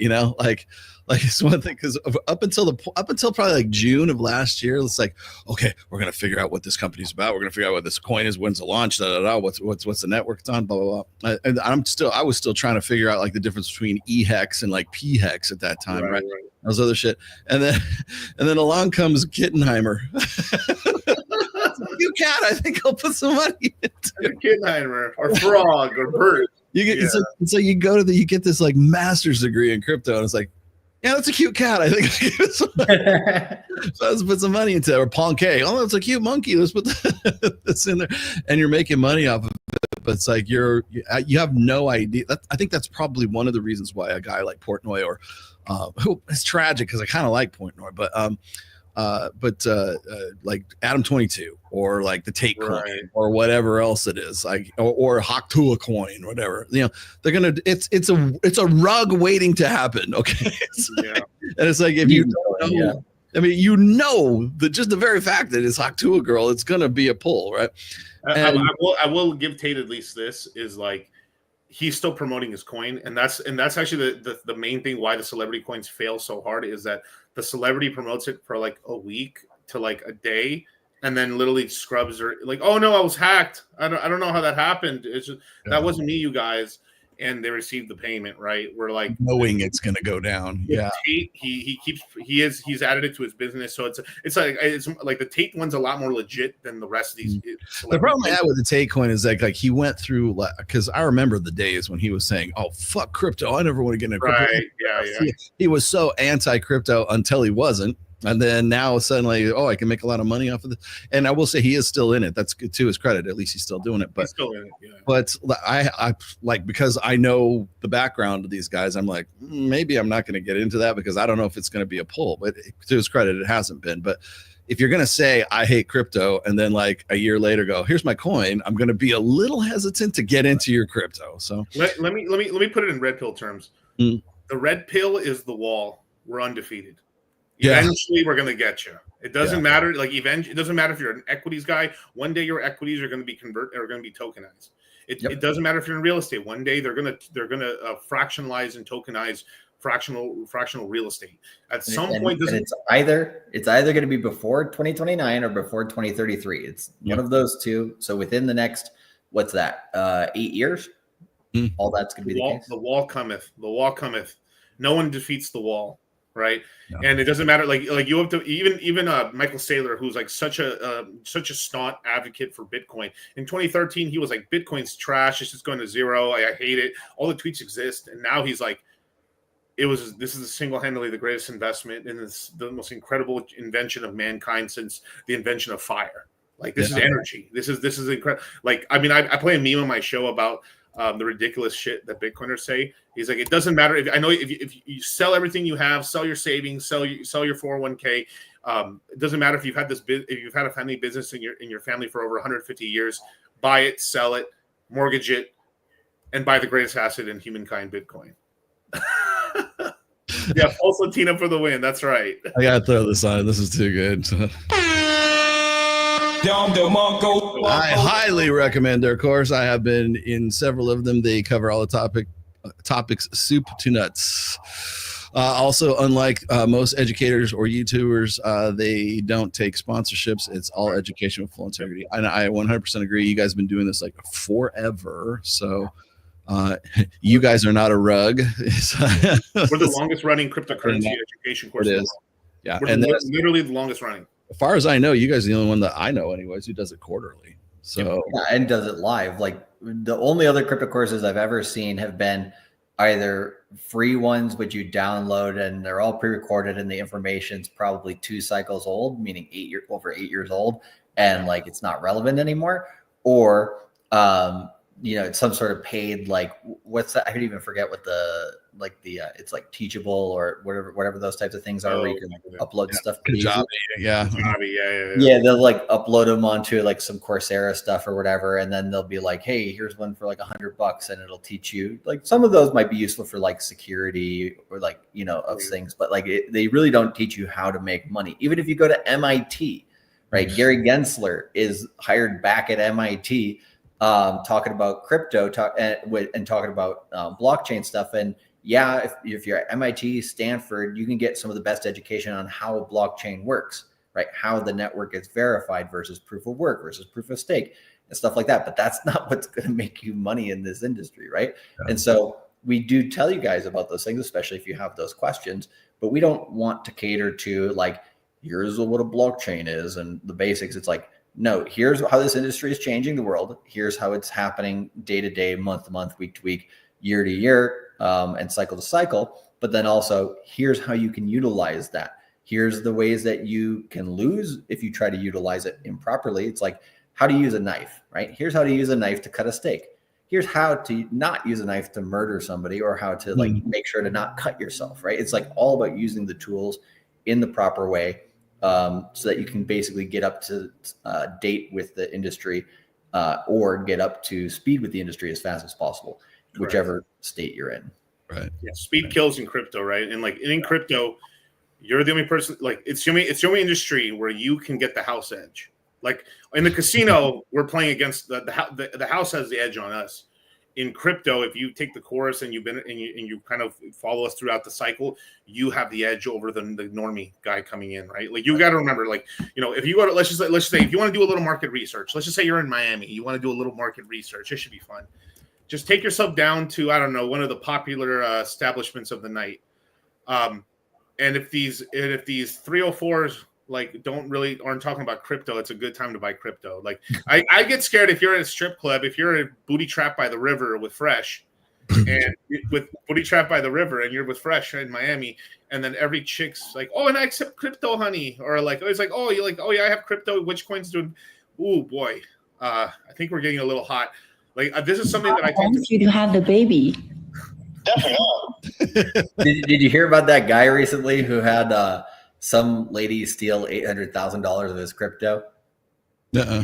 Oh, yeah. The one that drugged him. He got drugged, right? Yeah. He got. But also, like, what do you call it? Like, he'd been dating her for a while, but then I think, like, he got drugged or something when she initially stole it.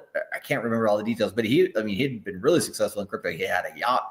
He had like $800,000 in just one wallet that she took and all this stuff. And like, what do you call it? ICE is on her ass now, apparently, because she wasn't an American citizen. But like, so I mean, I think he caught it before it got too wild. But like, this dude was about to marry this chick, right? I'm like, bro, the red pill, like, the red pill, absolutely necessary. That's why you need it. We'll definitely have Rollo Tomasi in a flash webinar in the course. For sure. Oh, hell yeah. For sure. But you'll be surprised every time we have Rollo on. There's like a good, maybe like 15-20% of the guys that literally don't even know what the red pill is and are introduced into it and just like, this changed my life. Like, holy crap. Well, first they're asking like, how are these two things connected? And then like, once they start listening to them, they're like, oh, I see. It's because there's like, at the very least, let's just say the worst. Let me just say the worst case of crypto, right? At the worst case, right? As like the higher crypto prices goes, the hotter the girls get. Okay. It's the more it's the truth, right? You know, when we're down in the dumps, the chicks look like a dump, right? And when the prices are high, you know, we got a lot of tens, right? But what happens is as it starts becoming like, oh wow, a content girl, a neat girl goes like, oh wow, I may be able to grift over here and make some money and stuff, and get these simp crypto guys to pay me money, so they enter the space. And our guys have never fallen for any of that stuff because we get this red pill mind and we know, oh, this is a grift, you know, at the very least. Like there's guys who send money to a girl that never ever gonna smash, you know, in the hope that maybe she'll pay attention to me and she'll like me. And then 9 times out of 10, they're talking to a dude with a girl avatar. Yeah, I was gonna say, just because you got a lot of money in crypto does not like insulate you from like the realities of the sexual marketplace. And I also want to point out that like back when I was saying that the crypto or the Bitcoin conference is going to be here at the end of May, right? In Vegas. Okay, the main difference between the Bitcoin conference in Miami and in Vegas is prostitution is legal in Nevada. It's not legal in Florida. Right. But so so you know, buyer beware, and I mean that literally.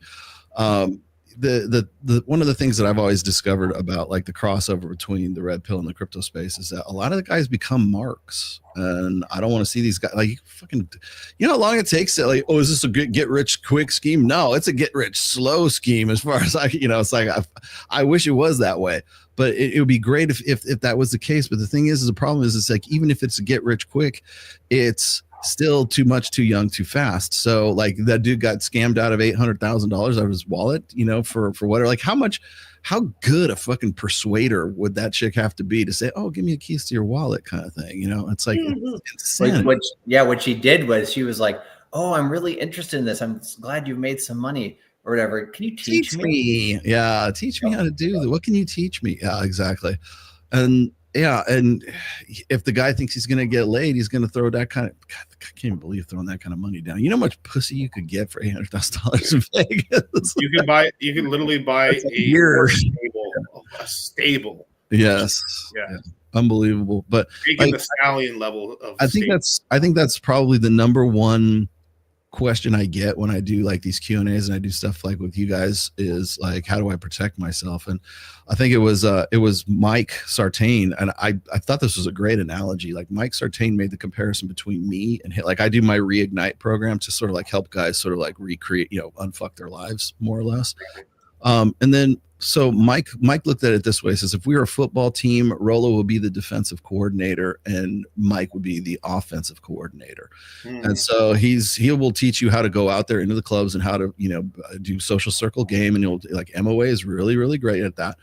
I'm really good at like helping guys watch their asses, and you still have to know offensive stuff and he has to know defensive stuff. But if we're going to make a comparison between the two, my main goal is so guys don't get rolled like that, like the guys who who go out there and it's too much, too young, too fast, and they think that because they have a lot of money, that must be the key. That's the whole thing. It's like, no, you're a mark. You've become a mark, and you don't even realize that you are a mark because you got the money so fast that you didn't have to learn how to be responsible about it and to be a good judge of character and everything else that comes along with slow money instead of fast money. What's Myron say about slow money and fast money?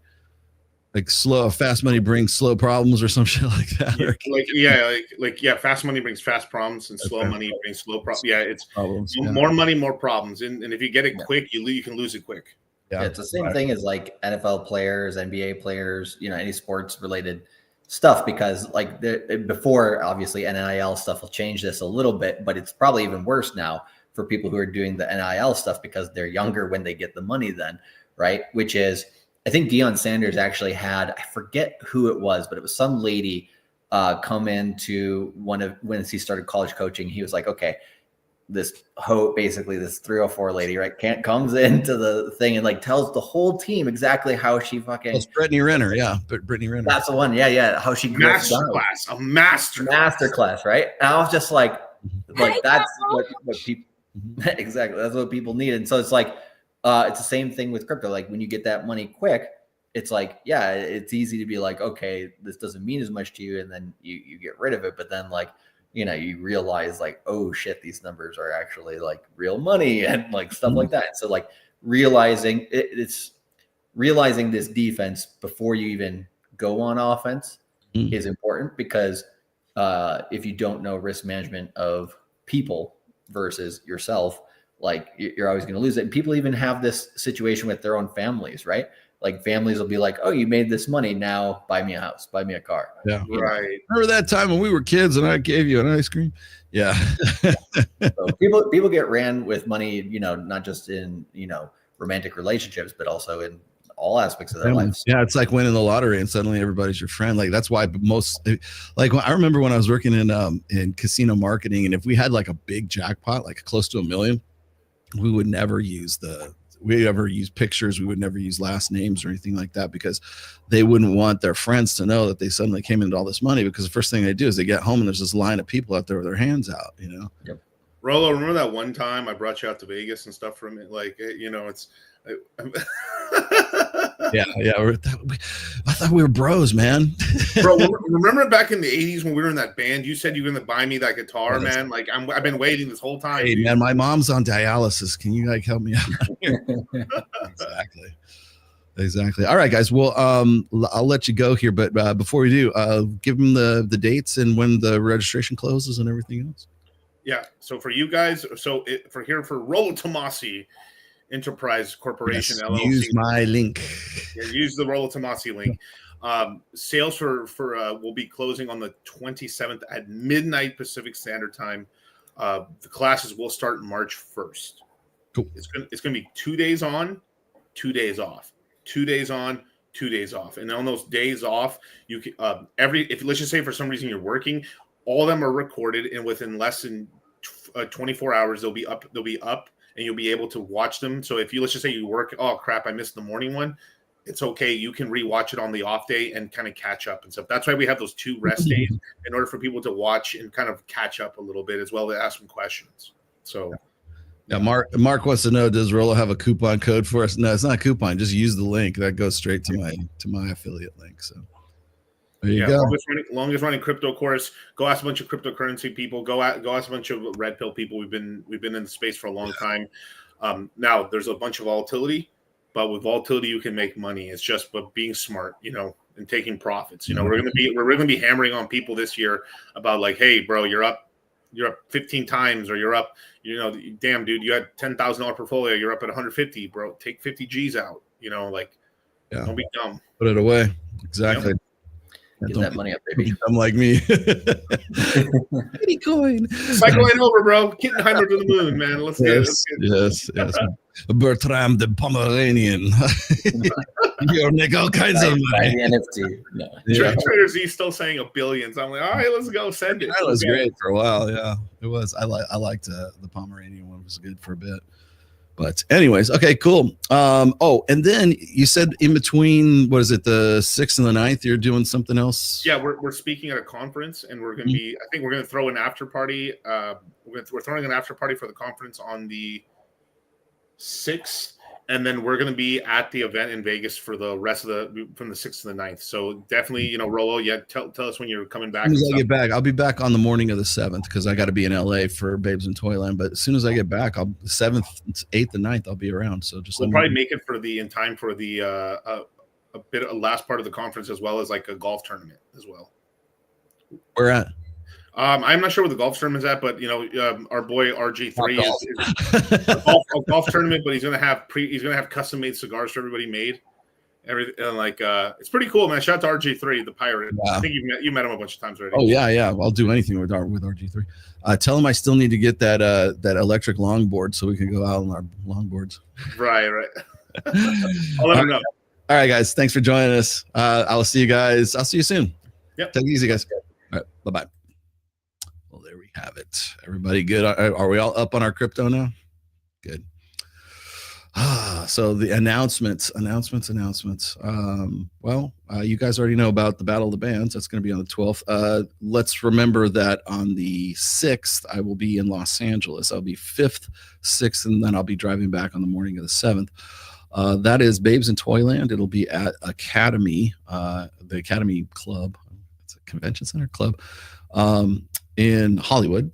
So I'll be there the 5th, the 6th, and the 7th. If you want to say hi or you want to know where I'm at, just DM me and I'll give you my location so I can meet you if you happen to be in LA or Hollywood. There's a few people I might actually want to meet while I'm out there. Usually, I don't know if it's going to happen this time, but we will probably have, if Mike is involved, we'll probably have Owen Cook out there. So it'll be myself, Mike, and Owen Cook if we can work it out. We'll see. But I will be it'll be at Academy. It'll be the 6th, at Babes in Toyland, myself and Mike Sartain, and the Reignite crew and MOA crew will both be out there. So if you want to go to LA, please hit me up. You can get me on Instagram on my DMs, or you can hit me up on Twitter, and I'll be happy to give you the details. Or you could just simply email me. All of my connection stuff is in the descriptions. People never go past the descriptions. There's that little thing that says more. Just click on more, and you'll see all the information you'll ever want in the more part. But yeah, if you guys are interested in Cultivate Crypto, my link is the first one. Well, I think it's the only one in the description right now. And then you guys can get started in that. Again, I work with these guys. Somebody asked me this. What was it in the chat just a little while ago? Charlie was saying he owns Red One Studios. Yeah, well, Charlie and Miguel pay the rent. It's in there. The lease is in their name. I'm more of the partner that puts everything in the studio. So my contribution is the table, the chairs, the technical stuff, the cameras, the whatever it is that's sort of the hardware and the software that goes into it. Do they purchase some of the bigger stuff? Yes, they do. But I'm the one that's going in there and doing all the work with as far as setting things up, putting the lights in, putting the audio in. We have 2 different studios. I don't think people realize this. We have 2 studios at Red One. We have what we call Hex Studio, which we haven't got off the ground yet. But as soon as my drummer Jake Cope comes back from snowy Colorado, we will be getting to work on putting together the 2nd studio that's there. We've just been kind of sitting on it, using it as a storeroom while we're doing Access Vegas and some other stuff. So the main studio, of course, is the one with the big table there. But we do have a 2nd studio that's in there, and then we have a green room. And in the green room, we put I've been putting rock memorabilia, that stuff, few little bits that I have up in there, and that's just kind of kind of relax room. That's where the girls can go change clothes, do their makeup, whatever. We just it's just sort of what we call the green room. So.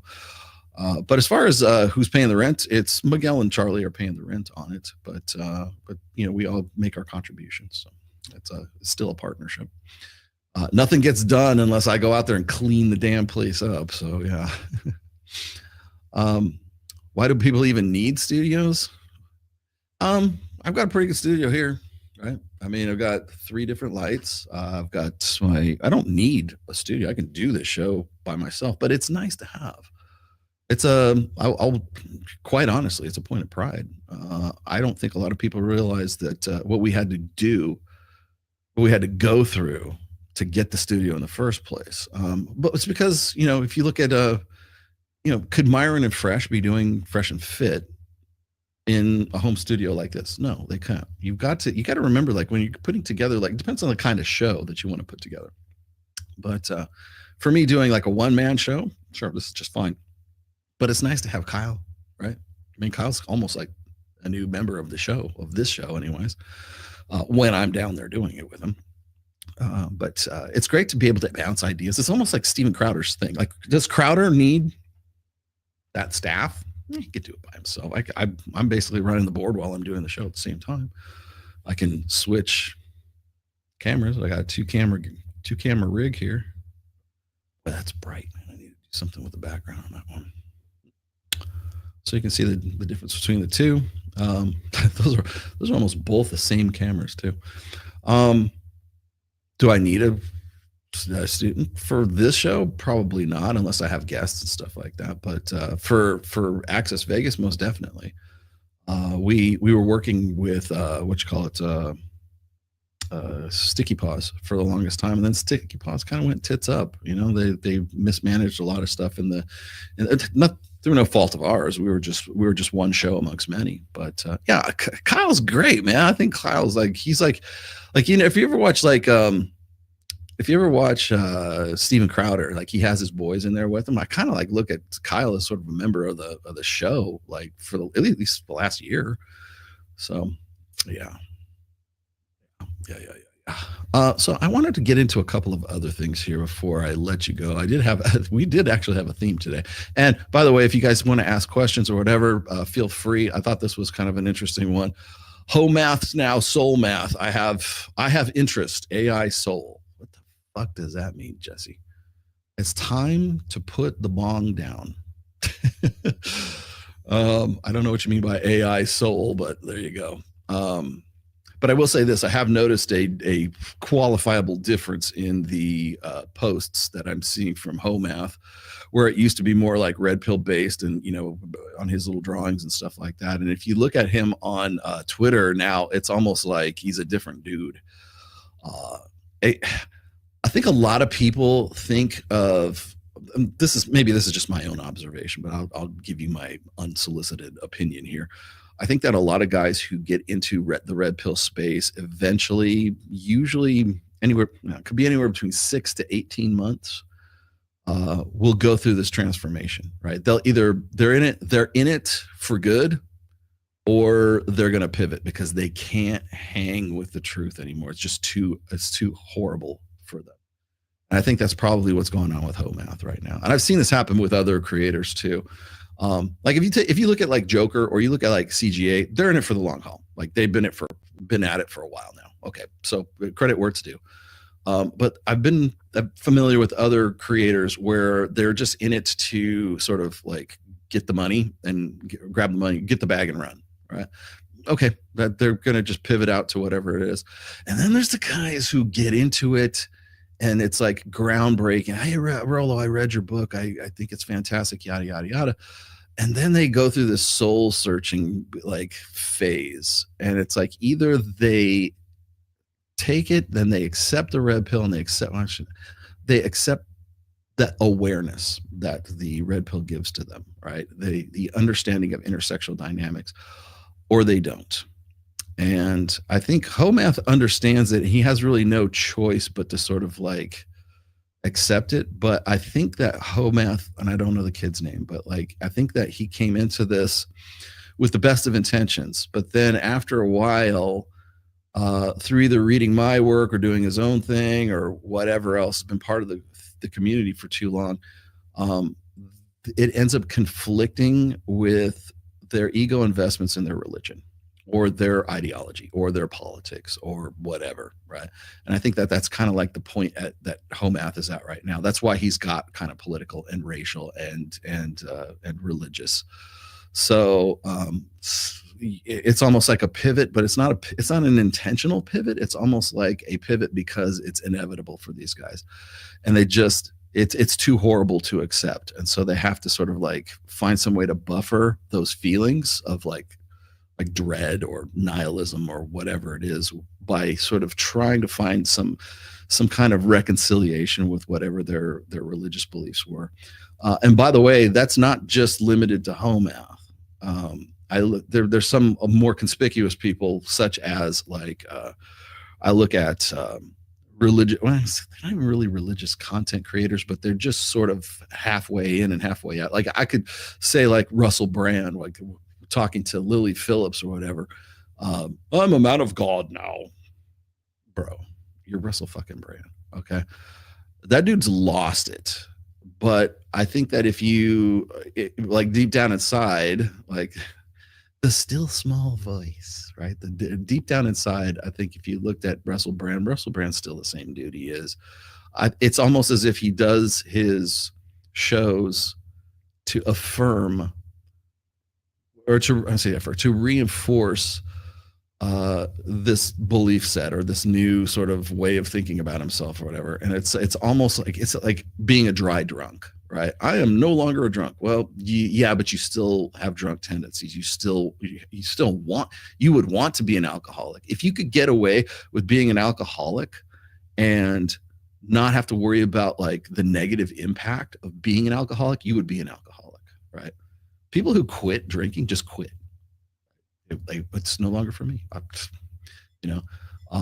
People who like, I've seen people, unless it's like a really bad physical addiction, like such as like heroin or something like that.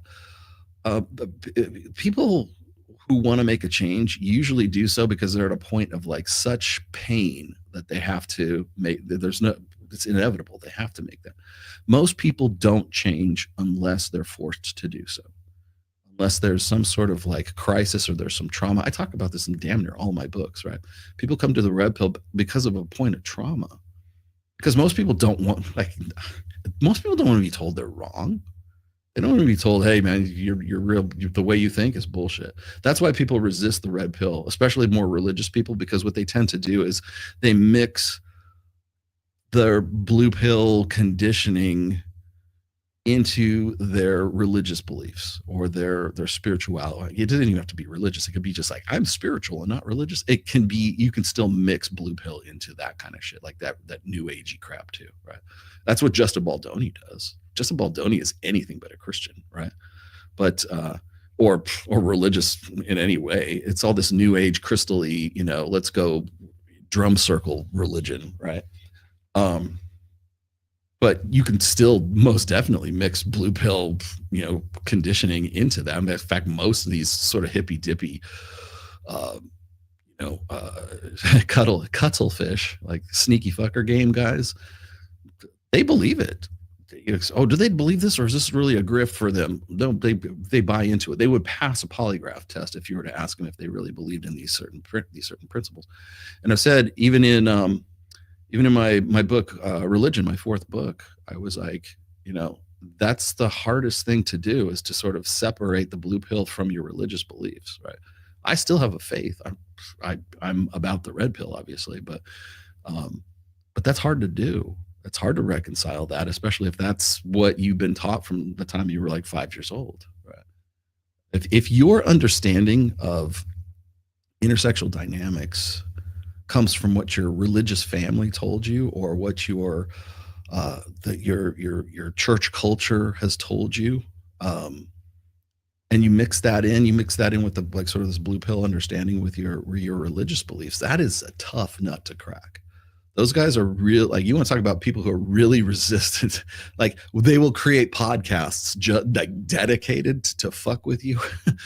And the only reason that they're doing that is because it's reaffirmation of the faith rather than like wanting to come to any point of truth. Again, if you've read my fourth book, you probably already understand the concept of like believers versus empiricists, right? Believers are always going to be after like what's right and wrong. Are you an asshole? Are you evil? Are you good or are you evil? Right? That's are you a liar? Because only liars believe what you believe. Because if I can turn the red pill into a belief set, then I can finally attack it. If it's just about it, it's just, see, the problem is like the red, as far as I'm concerned anyways, the red pill is based in praxeology, as you know, but it's also fundamentally founded in empiricism. And so if I say the red pill is not a faith, it is not a belief set, it is not a movement, it is not a religion, it is not a cult, it is not a system of belief in any way, it is just about what it is, right? It is the praxeology of intersexual dynamics. If I say that, you can't fight it. You're a believer, there's no purchase, there's no place to like find a foothold, right? So it's automatically fought as if it is an ideology or philosophy. The red pill philosophy says this and this and this. I'm like, no, the red pill's not a philosophy. When you do that, you diffuse all that. It's frustrating for them too, because like any well thought out, like they probably spent quite a bit of time like trying to figure out like how am I gonna get Rollo on Genesis? How am I going to get him on Exodus? How am I going to get him on Leviticus? How am I going to get him on Revelations? How am I going to get him on Corinthians? If I say the red pill's not a belief set, where are you going? Where are you going with that? You're going nowhere with that is where you're going. Because what you're trying to do, essentially what they're trying to do is fight belief with belief. And if I say it's not belief, then you're looking at like mathematics versus spirituality versus metaphysics, right? And so I've been sort of, that's, you want to know one of the reasons why I advocate for that, or I keep trying to hammer that one home, because a lot of people don't want to have a discussion about the empirical, like what is. And really there's a chapter in my fourth book, In Religion, where it's believers versus empiricists, right?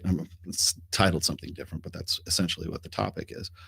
And most empiricists are factual absolutists. What is true? Is this true or is this not true? That used to be what formal debate was about. It wasn't about you're a liar or you're a scumbag or you're evil or you're good or who has the best best practices in mind. That's really what religion and ideology is. These we believe these are the facts, and so therefore these are the best practices according to those facts, right? Well, the problem is either the facts are flawed or they don't understand that facts are written in pencil and not in pen.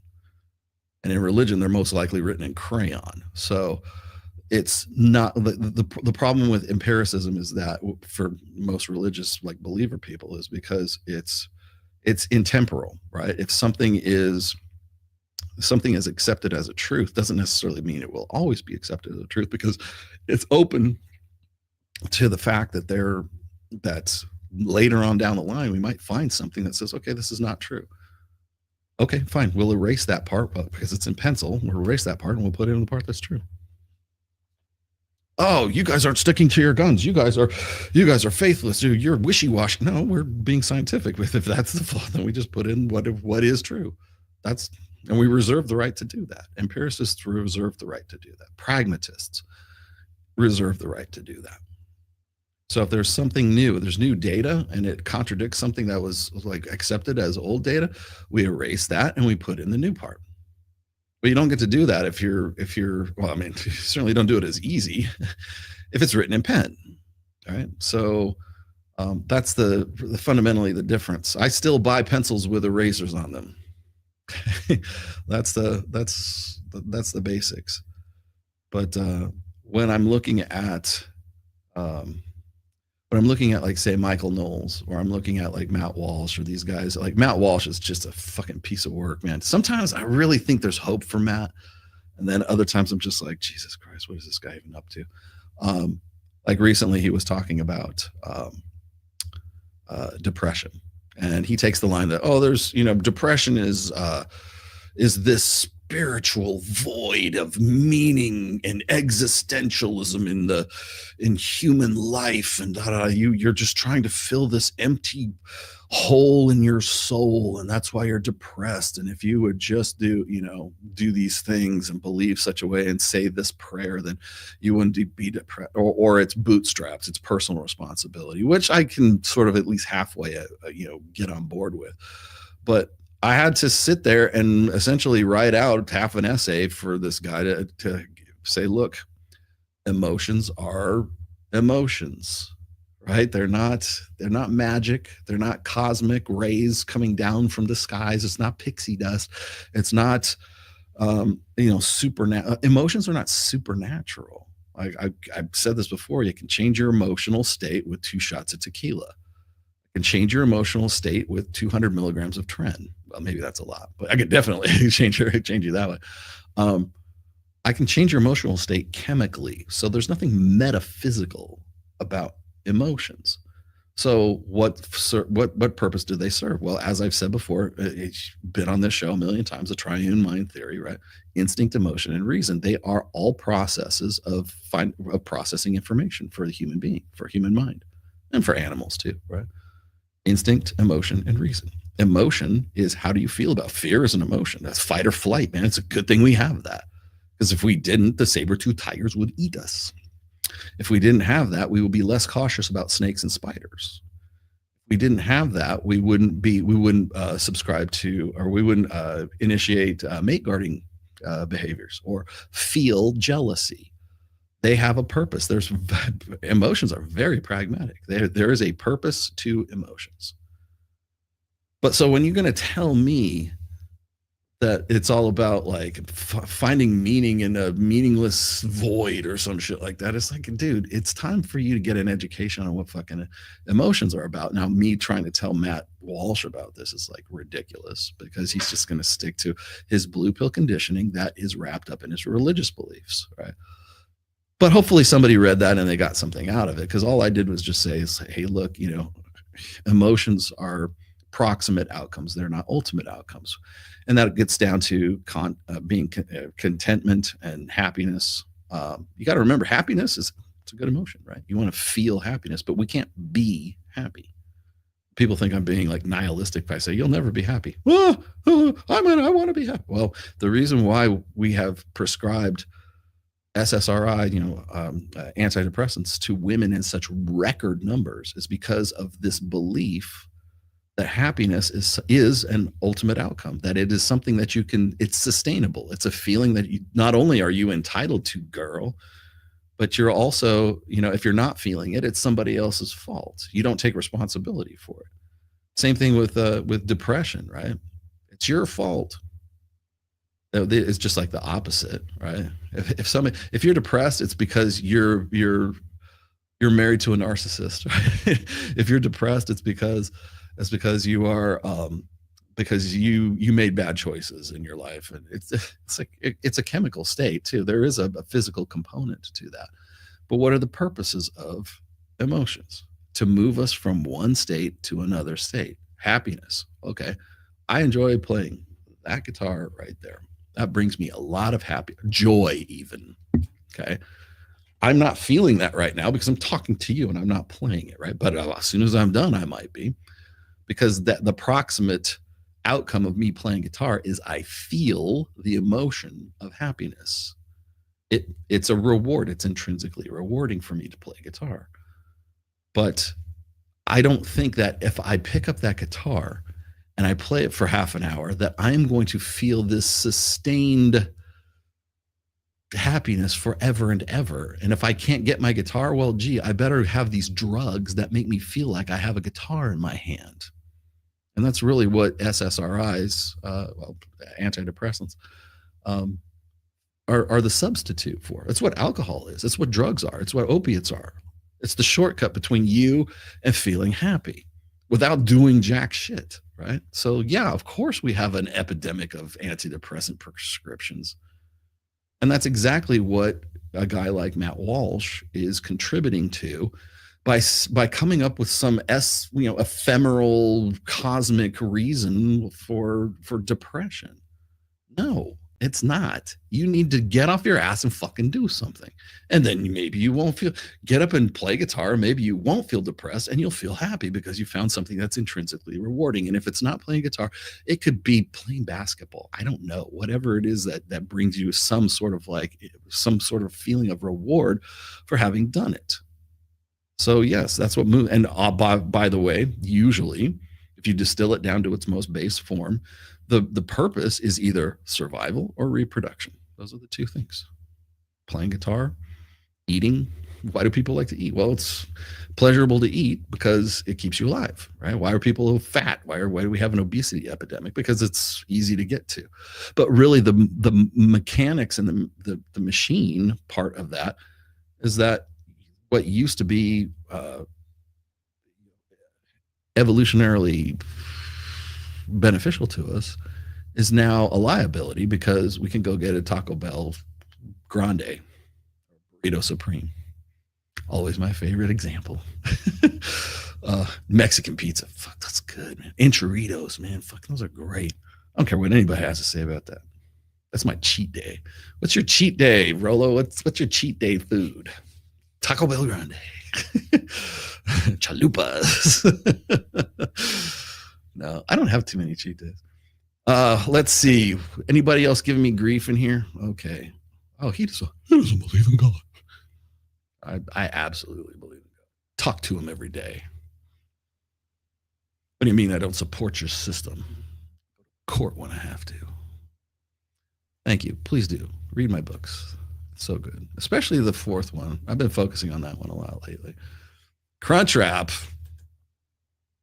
Okay, I'll give it to you. Crunchwrap's good, but you got to remember that everything at Taco Bell is just a vehicle for the hot sauce. At least for me, anyways. That Diablo sauce will fuck you up, man. It's good stuff.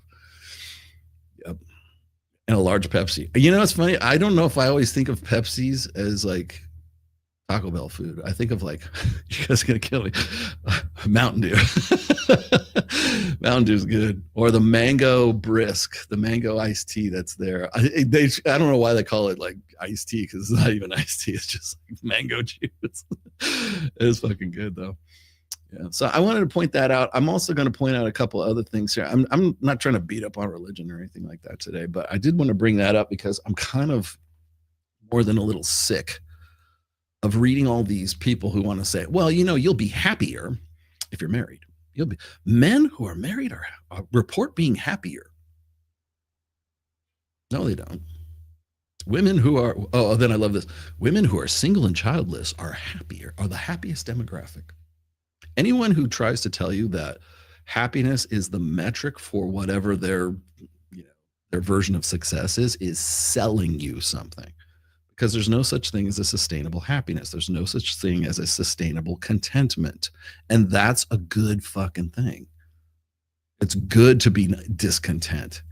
The thing is that you need to be able to deal with discontent creatively or destructively. Those are the two ways that you can deal with discontent. And unfortunately, most people deal with it destructively. That's how you get the people who just jump into like SSRIs. Oh, I don't feel happy. Give me something for it. Here, pop, open your mouth. That's pretty much how that's how big pharma sees human beings. Yes. Just it's like feeding time at Marineland. But do things that make you happy. I people ask me this like, Rollo, I'm trying to quit drinking, blah blah blah blah. Or I have this addiction. I have or porn. Like I'm trying to get rid of porn is a sedation, but why is it a sedation? Is because it's a counterfeit, but it's an easier way of getting to sexual gratification that would otherwise mean that you would have to work for it, that you would have to go through a process of things, a series of steps, or like learn game or get in better shape or whatever it is that you need to do to get laid. I don't know what it is, but the thing is like until you can find something that is intrinsically rewarding, that moves you from sexless to sexful, from sexlessness to getting laid, right? There has to be some movement between those two. So you can feel depressed about, I don't get laid, blah, blah, blah. I'm going to bring up something here. I'm going to show you this one video real fast that I want to, that I kind of wanted to talk about. Of course, once again, it's those suckers from Daily Wire, all the usual suspects, Jeremy Boring, Matt Walsh, Andrew Klavan, and Ben Shapiro's on it.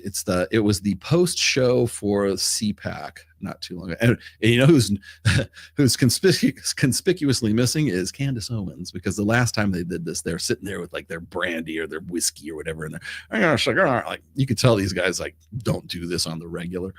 But last time they had Candace Owens on there, and of course, what do they say? Oh, it's those red pill guys. It's nothing but straw men, as you might guess.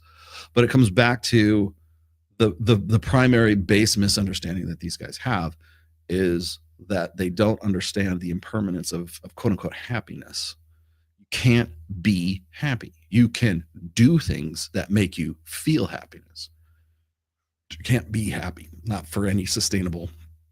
You might be happy for a little while. Like you might oh, I got my degree. Oh, that's great, man. Are you happy? Yeah, fuck, it's great. 2 months later, fuck, what do I do now? Where's the next mountain to climb? What do I have to do? What do I have to do to become even more successful? That's the best part. That's great, man. That's fucking awesome. That's the best part of it. I saw Romulus Rollo. It was, which one? Hold on. Caps Lock Hustler. You know, you could just give me a $2, like you dig down deep in your wallet and give me a $2 super chat. I'd see this rather than you having to go and be a Caps Lock Hustler. I saw Romulus Rollo. It was hard 7, but I like some of the gravity. Yeah, the gravity shit is pretty cool. You know what you got me? If you've ever watched, how do you guys get me wrapped up in these conversations? If you ever watched The Expanse, the series The Expanse, which I love, I didn't think that was such a good, like people kept saying it was like really wokesy kind of stuff, and I can sort of see like some of it, but like Amos is my favorite character in The Expanse, obviously, but Mike Sartain turned me on to The Expanse. I said, isn't that kind of woke? He goes, no, you'll love it. Like, don't let these guys like turn you away from it. It's really good. And the gravity sequences, like they try to make that as real as possible. I can see why Mike likes it, because like the physics in it are pretty believable anyways, somewhat. Said that was a good thing. And I just got locked in, like from the jump. I just loved it. But yeah, yeah, the thing about Romulus, I loved it. Don't get me wrong. There's no bad Alien movie. Even like the Alien versus Predator movies, I'll eat them up, dude. Even Alien 4 with the Requiem, I'll watch. I'm in. I don't care. It's like no bad pizza. There's no bad Alien. I'll go watch it. Yeah, I mean, one of the things that got me about that movie is that it was wedged it. It was nothing. The whole movie was like basically Easter eggs. Like, hey, remember when this happened in the first movie and when this happened in the second, and then the third, here's a little, high five, hat tip to the third. And then at the end, spoiler alert, the alien like newborn is very much like the newborn that's in Requiem. Mm-hmm. So yeah. Alien 4 Resurrection. Sorry, I'm wrong. It's Requiem was the Predator one. Yeah, Resurrection. Yeah, Alien 4. Yeah. So there's a hat tip to everything, and even the dialogue. You didn't need to do that. It was cool. It was kind of like fan service. I get it, but like I can't wait for the next one. They're supposed to be doing another one. Even Sigourney Weaver is supposed to be like on board with the follow up to Romulus, which I thought was good. I liked it because they didn't use big name actors. Like there was nobody, I mean, other than like the guy who played Ash or the AI that played Ian Holm in there. But it was pretty good. Anyways, so I'm going to show you this. Well, I have this bookmarked, and it's the section is really brief. I'm definitely not showing you the whole damn thing. But let's see if I can find. Geez, man, everyone is running Destiny up the flagpole these days. Oh wow! Hey, wait a minute. Save that one. Blind Rage. Destiny responds. Victim blaming and lies. I should really, what make a great show is if I just like ran through all the stuff that shows up in my YouTube feed, all my impressions on YouTube. Like right now, Myron is doing a show on Ashley St. Clair. Ashley St. Clair hits Elon Musk with lawsuit over child custody. Do you honestly think he cares whether you have custody of him or not? He's like, yeah, you can have it. No, I'm going to fight you for it. No, you can. It's all yours. All right, this is the one I wanted to get to here real quick. I'll throw this up. I'm gonna have to go from YouTube. Sorry, I apologize. Okay. I believe it starts at the 20 mark, so I'm gonna put it back to 20. Let's go from here. God. Does Ben Shapiro ever show, like, is he ever on any show without his yarmulke? Like, we know you're Jewish, dude. We got it. Thanks. We're good. We're good. And by the way, that's not anti-Semitic. That's actually anti Ben Shapiro. All right. Let's see if I can put this out for you. I want you guys, I'm going to riff on this just a little bit, just because I think it sort of like locks into what I was saying earlier. That was sort of your preamble a little bit. What is this? I hate to be the bearer of bad news. Justin Baldoni will be clear of all charges and Destiny will not go to jail. Justin Baldoni, I think, will get a slap on the wrist if he's not going to see jail time, put it that way. I think there'll be a settlement maybe, or I don't think it'd even go to trial, but doesn't matter. Justin Baldoni has egg on his face, and I'm happy about that. Destiny, on the other hand, will see jail time. Simply because, and not because of Pixie, but because of Sherry. Okay. There are other people keep saying, well, Pixie's trying to work out some deal with him, or I know what it was. Erudite. Erudite's going to stay with him, sticking by his side. And all that does, like, when I saw that, I'm like, yeah, of course she will. Of course she'll keep working with him. This admitted sex offender, this admitted sexual, what, I mean, we know what he did. We already went through this, but even in spite of that, she'll still stick with him.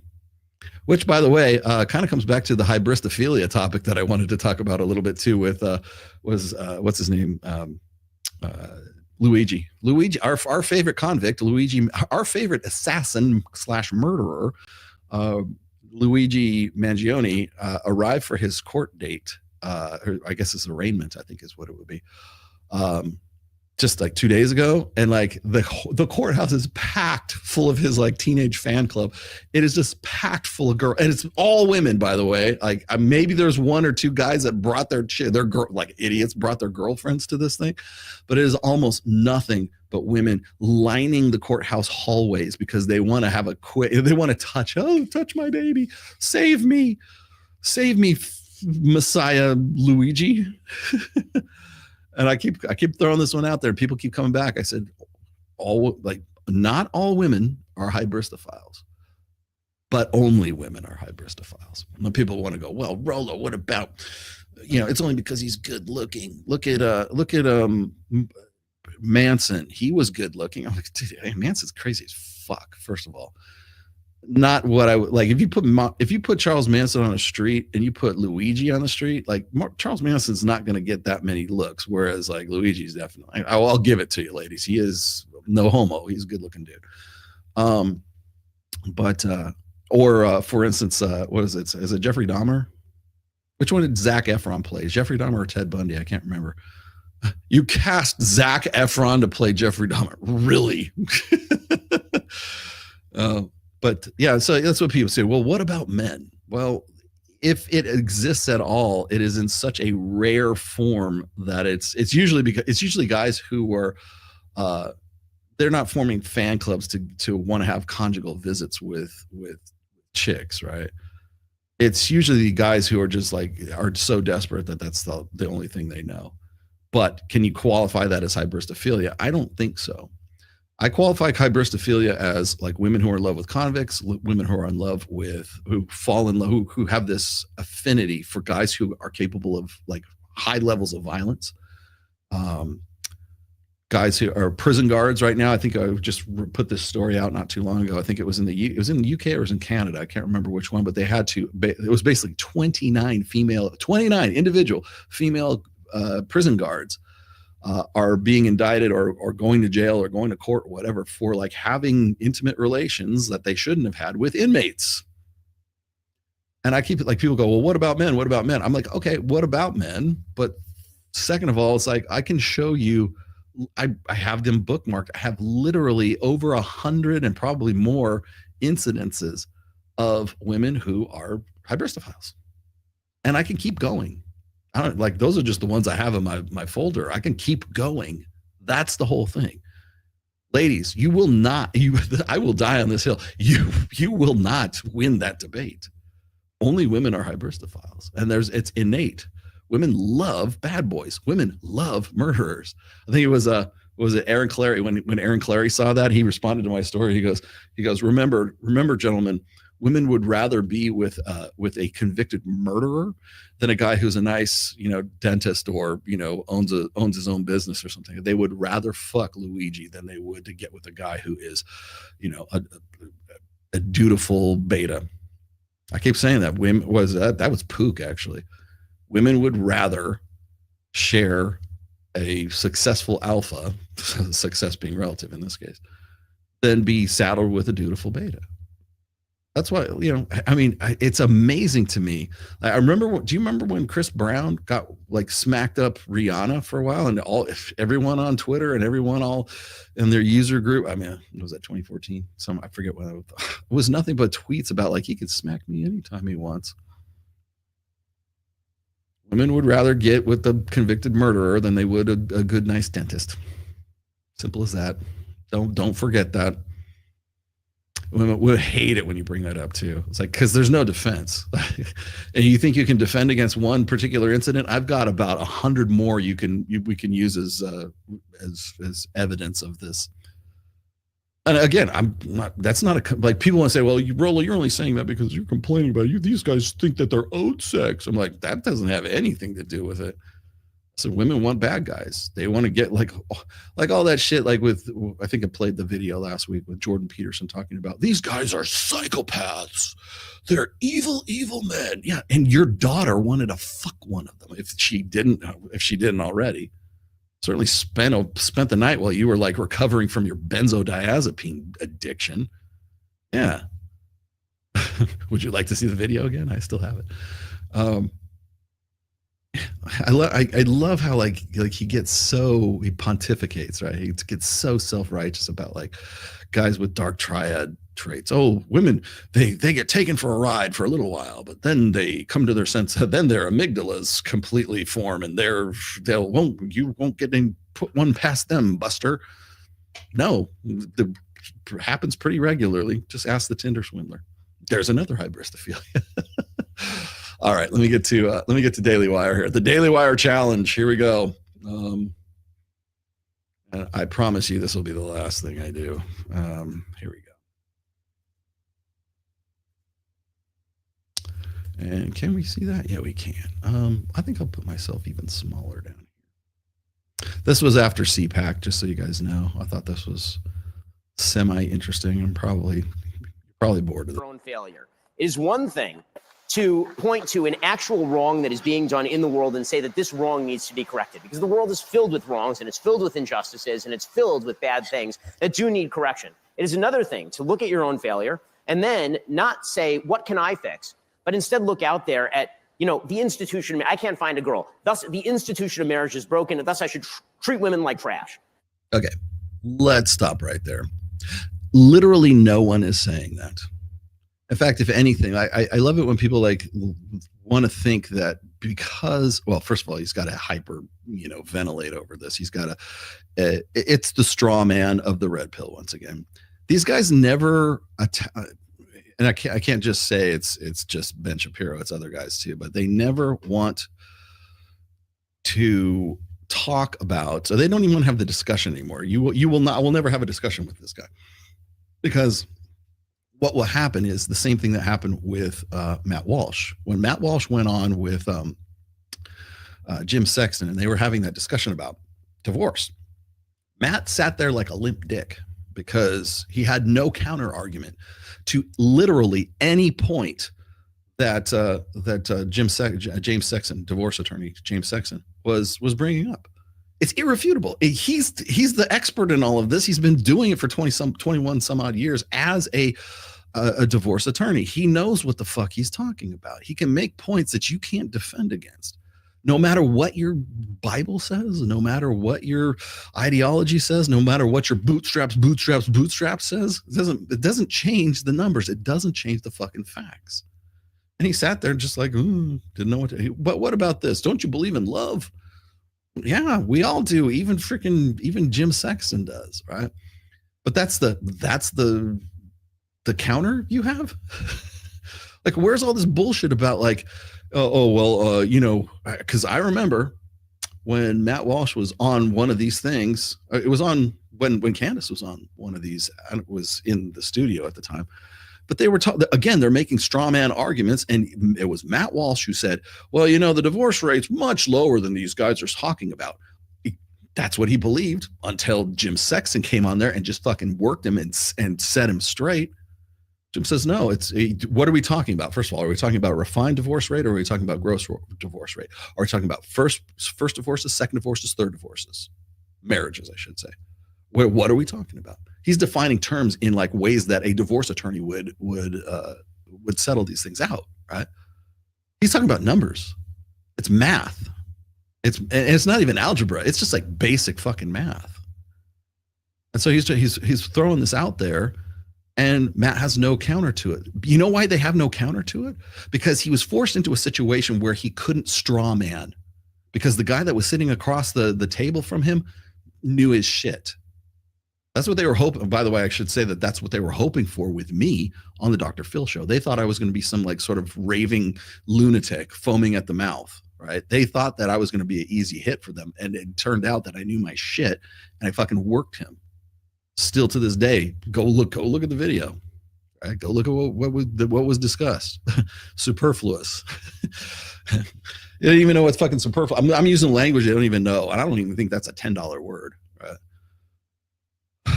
But so anyways, on the other show that was whatever this is, After Hours or whatever the fuck they're calling it right now, they do the same thing. They just make a straw man out of the red pill so that they can knock it down. And that's exactly what he's doing here. And everybody's like trained fucking seals, right? Yeah, that's the way it should be.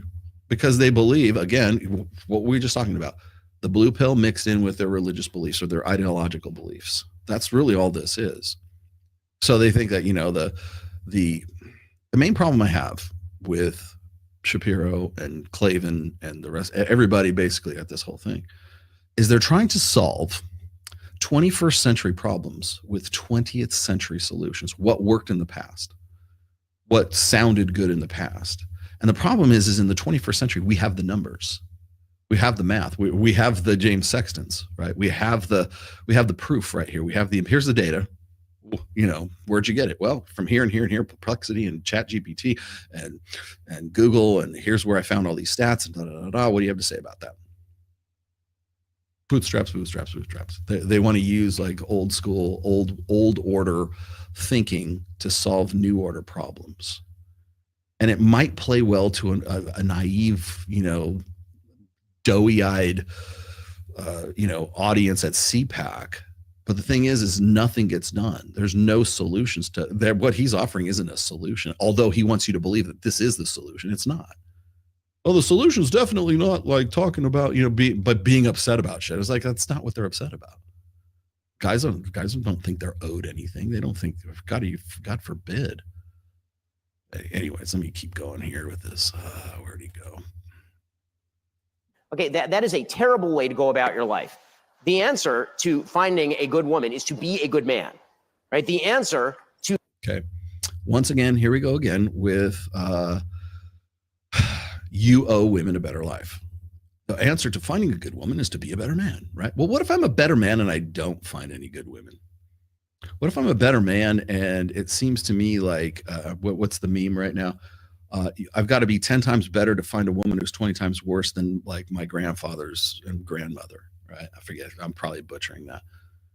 Like, there's no. It's always solved with like this responsibility. You got to be a better person. I got to be a better person for what? For me, or to get a wife, or to be acceptable to today's female. Is that how this works? Because that's not be better for you. That's be better for women. Your priority is not yourself. You don't become a better person for yourself. You become a better person. So in order for you to get laid, in order for you to start a family, in order for you to qualify to solve her problems. to having a good marriage is to find a good woman and engage in a good marriage. The answer to be... It's so simple, isn't it? Like this, you got to remember the videos that I was playing, like how he met his wife and how he's a sex pest is what he is. He's not, his mating strategy is really not much different than Destiny's. Pester her until she says yes. That was his mode. Finding yourself a better church is to find yourself a better church. If you don't actually like the church that you're going to, if it's been taken over by wokies, then the answer is not, well, I guess we're done with the church. The church is stupid. We're not doing it anymore. The answer is to either form your own or to find a more traditional instituted church that is not doing those stupid things. First of all, where do you find that? And people are going to say the Eastern Orthodox Church. Okay, well, sorry, but I'm not really cool with like following dudes who have gigantic beards and still dress like it's the 13th century. Second of all, imagine me go, hey guys, in fact, why don't we just do this right now? How awesome would this be? I'm starting my own church, the Church of Tomasi. The Church of Tomasi Ascended, or the Apotheosis of Tomasi. You guys want to join? Come on, join my church. I'll make it Bible-based. It'll be very, very specific and very, very pragmatic. Will you join my church? Will you think it's legitimate if I started my own church right now? No, you would say it's a cult, is what you would say. You say, how dare you? Who are you to think that you have any sort of direct line to God? Why wouldn't I? You told me I could go start my own because there's too many wokesies in mine. Imagine. What should we call it? Rollo, let's see, Saint Rollo de Tomasi. We would have to come up with something. I need something glorious, like in gloriam. Tomasi and gloriam. I need some Latin. We got to put some Latin into the name. Okay, because we're going to start our own church. There's too much wokesies. Reignite. The Reignite is the Reignite Church. Yes, Reignite us. St. Rollo School of Praxeology. School. Oh, school's kind of, we got to find something else. St. Rollo de Angelico. Ascended. Rollo Ascended. Tomasi Ascendancy. Oh, that'd be awesome, man. Fuck yeah. And I think one of the great temptations of politics is to assume that politics can solve everything. You got problems in your life, economic, spiritual, marital, and politics is going to solve all of those problems. If only you can go after somebody out there and blame those people, well, then that gives you the license to do really whatever you want. No, I halfway agree with them. A lot of people, when it comes to their own personal problems, they want to find answer, or they want to find reasons or blame people outside of themselves. That I can sort of get behind halfway anyways, because there's always going to be that tendency. It's always somebody else. It's always those guys or those other people over that other tribe over there. And I understand why he's saying this. He's saying, this is like low key, him saying like he doesn't want to say anti-Semitism, but that's really, just go ahead and say it, bro. And then the failures that spring therefrom are not your own fault. And that to me is a sin. It's a sin against yourself. It's a sin against your society. It's a sin against the God who created you, gave you free will, the ability to choose, and the skills with which to do something productive in the world. That whiskey bottle looks awfully full to have even just that small amount of freaking. Can you see that there? That looks like a full bottle of booze right there. Is that just for show? See, here's what I want. My dream come true would be like to have, because I'm working on a private label of whiskey right now with, by the way, Charlie and Miguel. How awesome would it be to put like my booze right there and they go, oh, this is great. That'd be irony. Yeah. Anybody else get the impression that maybe Ben Shapiro is on the same brand of Vyvanse that Destiny is? Because that was a machine gun response. I was in a dialogue with someone online once who was talking about how because divorce laws are punitive toward men, which is undeniably true. Yeah, it is now. It is now that Matt Walsh went head to head with Jim Sexton. That marriage itself should. Okay, wait. Do these guys they don't even light the cigar? What are you doing? Just hanging out with a cigar in your hand. Hey, look at these cigars right here. We have no idea what the fuck they are, but like they and like just like a half like what? Not even a finger of whatever this whiskey happens to be. Eradicated. And this person kept saying over and over, my wife left me and she destroyed my relationship with my children. She took the house. She got half of my money. I didn't want a divorce. She chose to get this divorce. And he had tons of followers. He's creating tons of energy around this argument. And I said, listen, there's no question divorce laws are punitive toward men. They need to be changed. All of the incentives around marriage have become deeply inverted to the detriment of our society. These are real. To the detriment of men. I think what's funny is like here you have, this is Jeremy Boring, by the way. Here you have Jeremy Boring like popping off about this stuff, which in more ways than one flies in the face of what Ben Shapiro just said. Right? Oh, if you want to have a, just go out there and get you a good wife. But we are also acknowledging that marriage laws are punitive against men. They don't understand what the incentives are. Well, yeah, you guys just spelled it out for them. Like this is unironically an L for them, but they just simply don't understand this. Real policy issues that need to be addressed. So, but I do think that you're throwing the baby out with the bathwater. I mean, I'm sorry that this happened to you, that your wife left you for no reason. They said, well, I mean, she had a reason. I cheated on her. Okay, so here we go with the stupid anecdotal stuff. So now all of this build up, and he's actually the one at fault. Ha ha.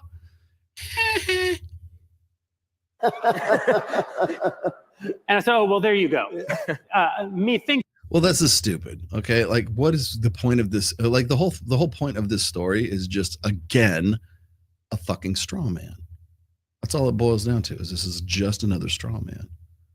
Well, you know, these guys who talk about this stuff and they are upset about the punitive laws and marriage and this and that and everything else, but they're the one that's cheating anyway. So that's all it is.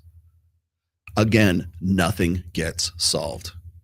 They don't care because they don't care about men. They don't care about they don't care what men are going through. They don't care about the male experience. All they care about is taking care of the problems of women.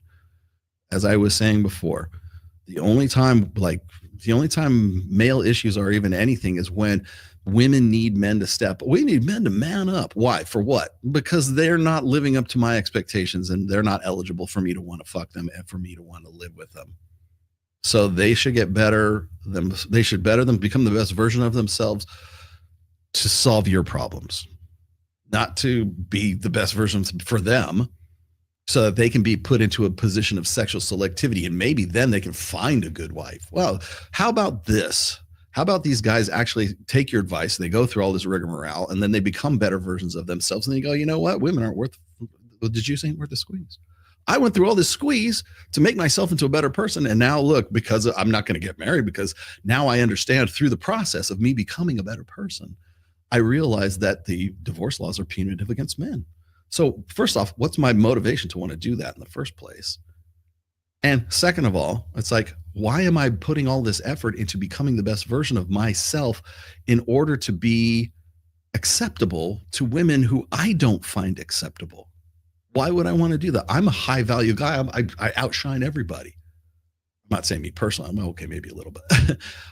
But if you're that guy who has gone from zero to hero and you've gone from making yourself this fucking loser into this winner, and this winner says, you know what? Through the process of me going from being a loser to becoming a winner, I've picked up a lot of things along the way. I'm a better judge of character.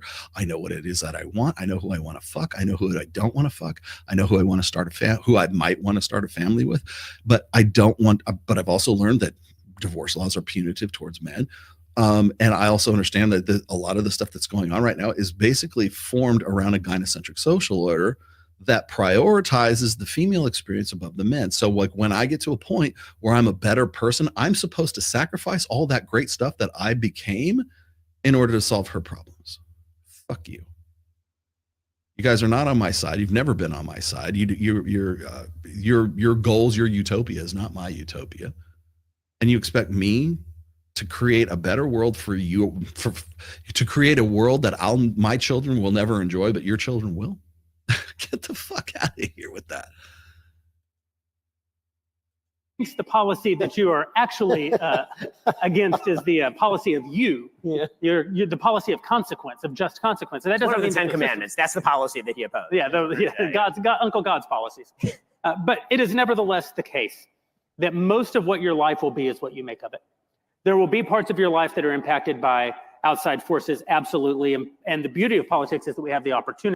All right, so that's enough of that. Clavin starts mouthing off about some stuff in here too, but I don't have time to go through Clavin's old ass takes.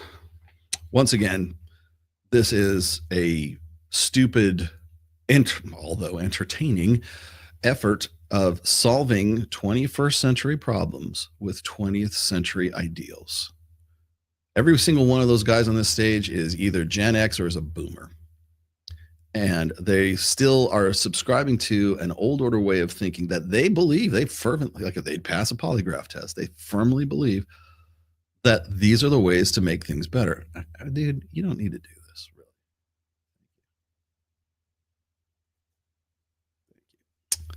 Yeah, you can keep your Star of David to yourself, my friend. Thank you. What do we got here? FYI, Bob. I hate to be the bearer of bad news. Baldini. Okay, no, Baldini's not good.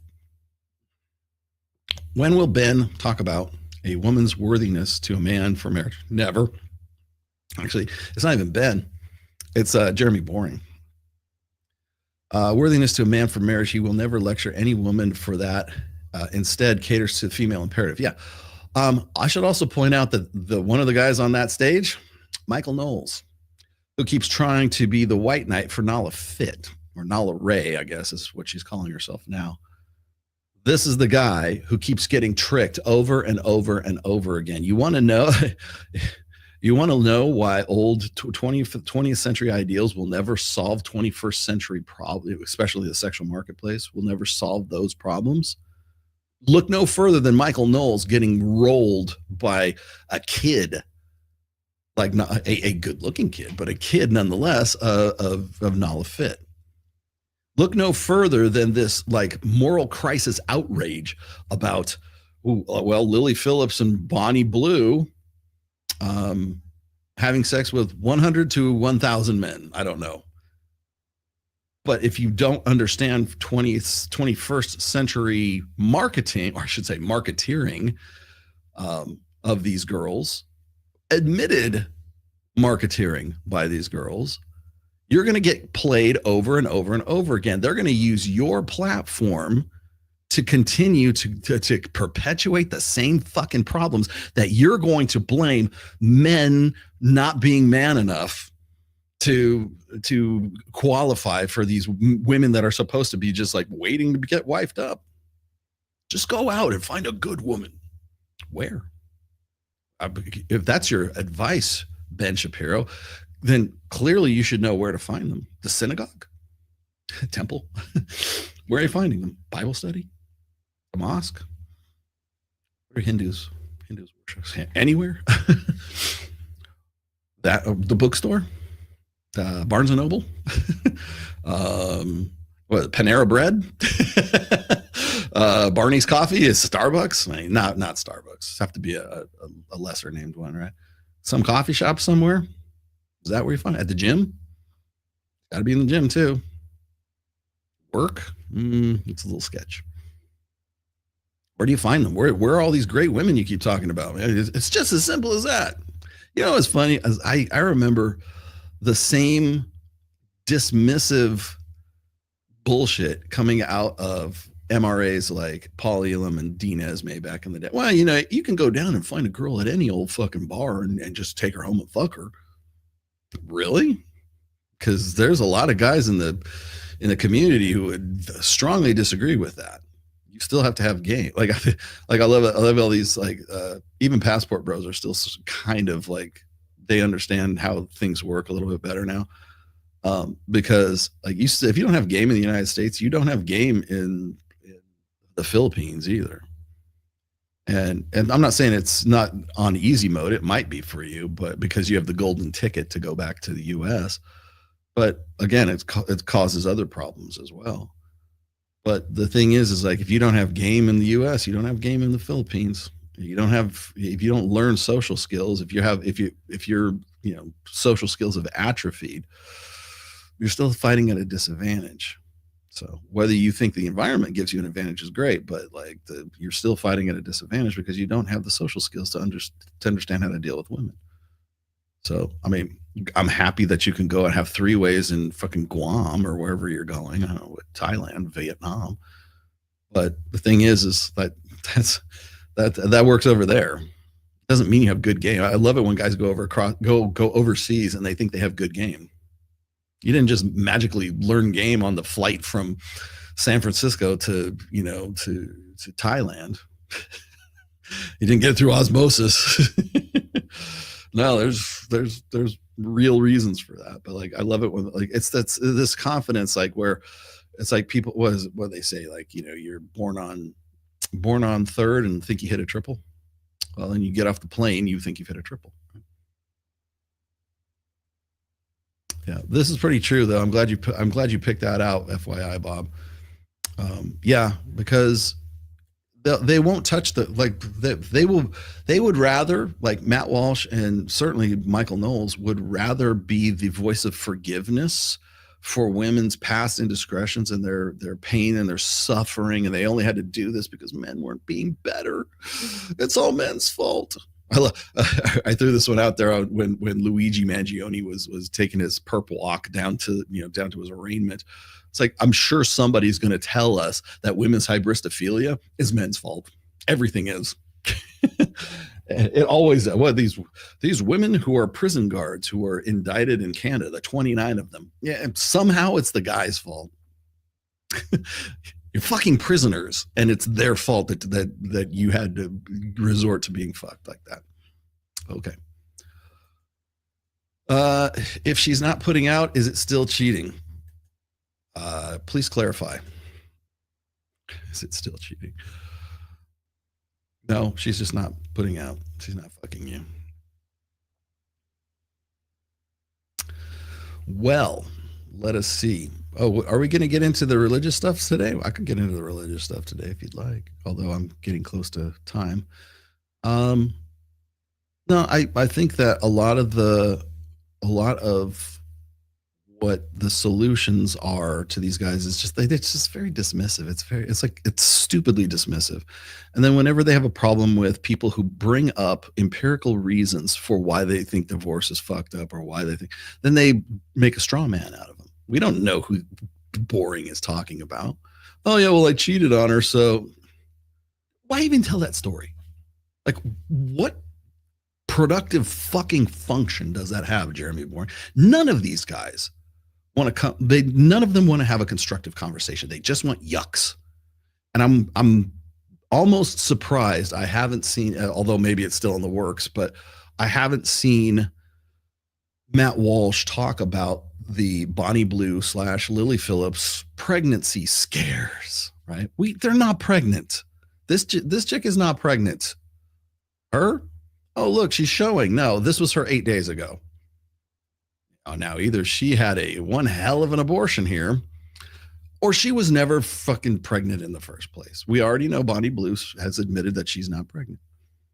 But you know what? For a brief moment, for probably about 3 days, you believed she was. And you know what? The temptation to do a podcast, most likely from guys like Matt Walsh, to wag a finger at, oh, she's going to have an abortion. No.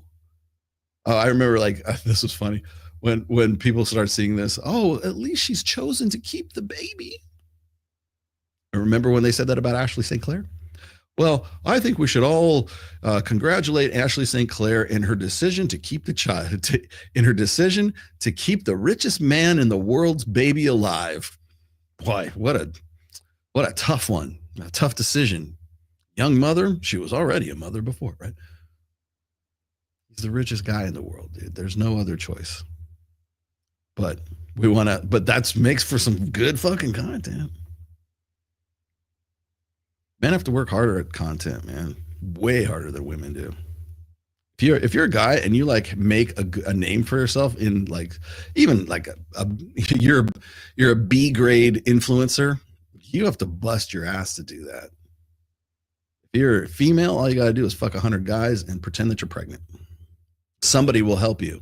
Somebody will boost your signal. Somebody as big as Matt Walsh will boost your signal. I want to also point out that I have never, ever had Matt Walsh, other than when Jim Sexton mentioned my name on his show, these guys are scared to say my name. Right? Say my name. Scared to say my name. Just like Hafiz. I remember when, this was a while back, but I remember when Hafiz from the Roommates was on with Pearl, and she had mentioned my name on a couple of occasions, and he starts shaking, like you mentioned the name of he who will never be mentioned, you know, and basically went into vapor lock because of that.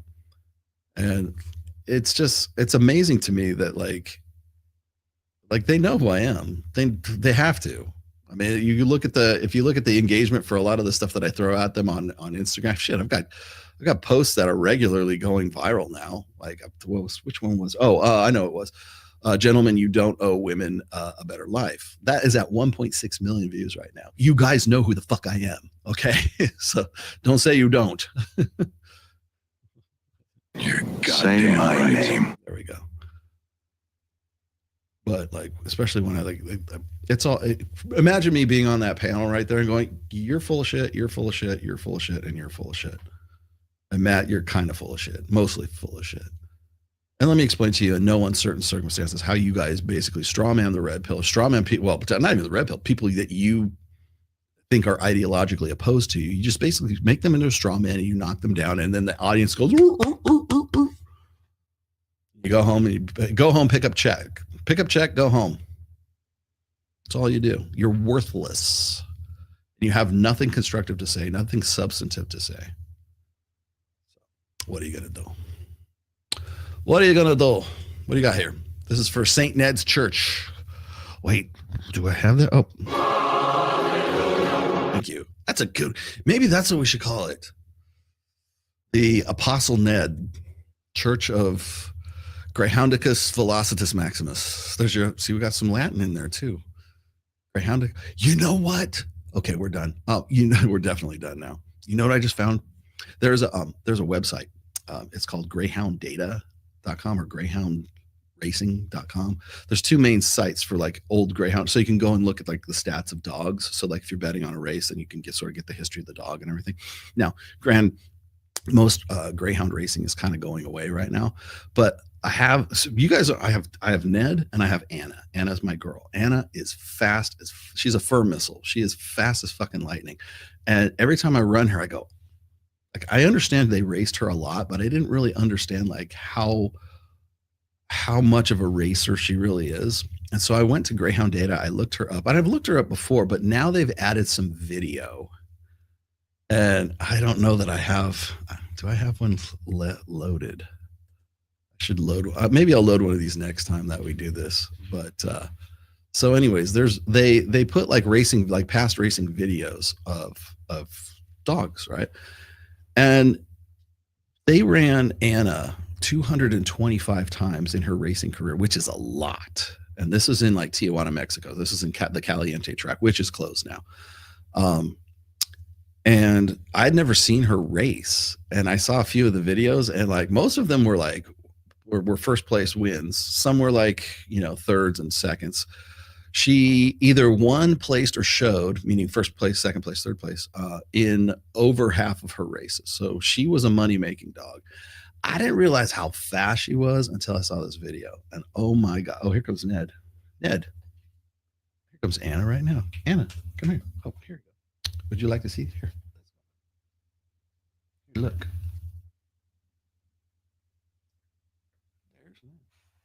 Mister. He likes this.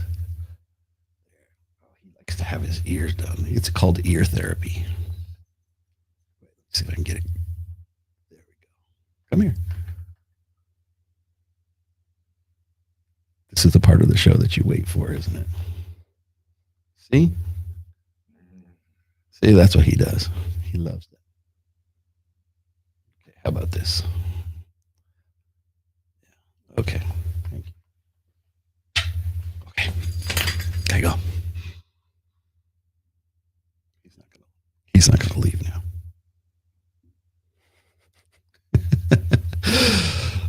Is that the part of the show that you wait for?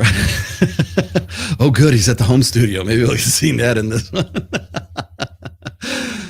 Oh, there you go. All right. That's enough of that. But anyways, Anna's a very fast racer. I have recently discovered. So she's great. I used to work at Rocky Mountain Greyhound Racing Park in high school, those motherfuckers are fast. Yeah. You know, the fastest recorded Greyhound is 47 miles per hour. Pretty quick. Any new info on diverting hate and their NGOs that are surprising your freedom of speech? Surprising? You mean censoring my freedom of speech? I wonder if any are still in business. I'm glad you asked. Would you like me to give you the update on that? Well, my goodness, let me go here, and I happen to have been sent. You know what? I can probably just throw this up. I happen to have been sent this. Go. Oh, look. In fact, maybe we should just read this because I know me and Aaron are probably going to just read this anyways. So let's see if I can get this up closer. There we go. I was sent this 3 days ago. And this is request for public comment. Okay, the dogs are losing it. Request for public comment regarding technology platform censorship. The Federal Trade Commission invites public comment to better understand how technology platforms deny or degrade, such as demonetizing or shadow banning users' access to services based on the content of the user's speech or their affiliation, including activities that take place outside of the platform.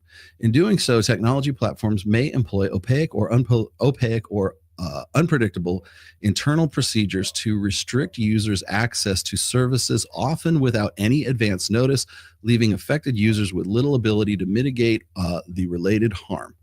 Users may also receive little information about the alleged violations that to their dismissal or downgrading on the platform, meaning shadow banned.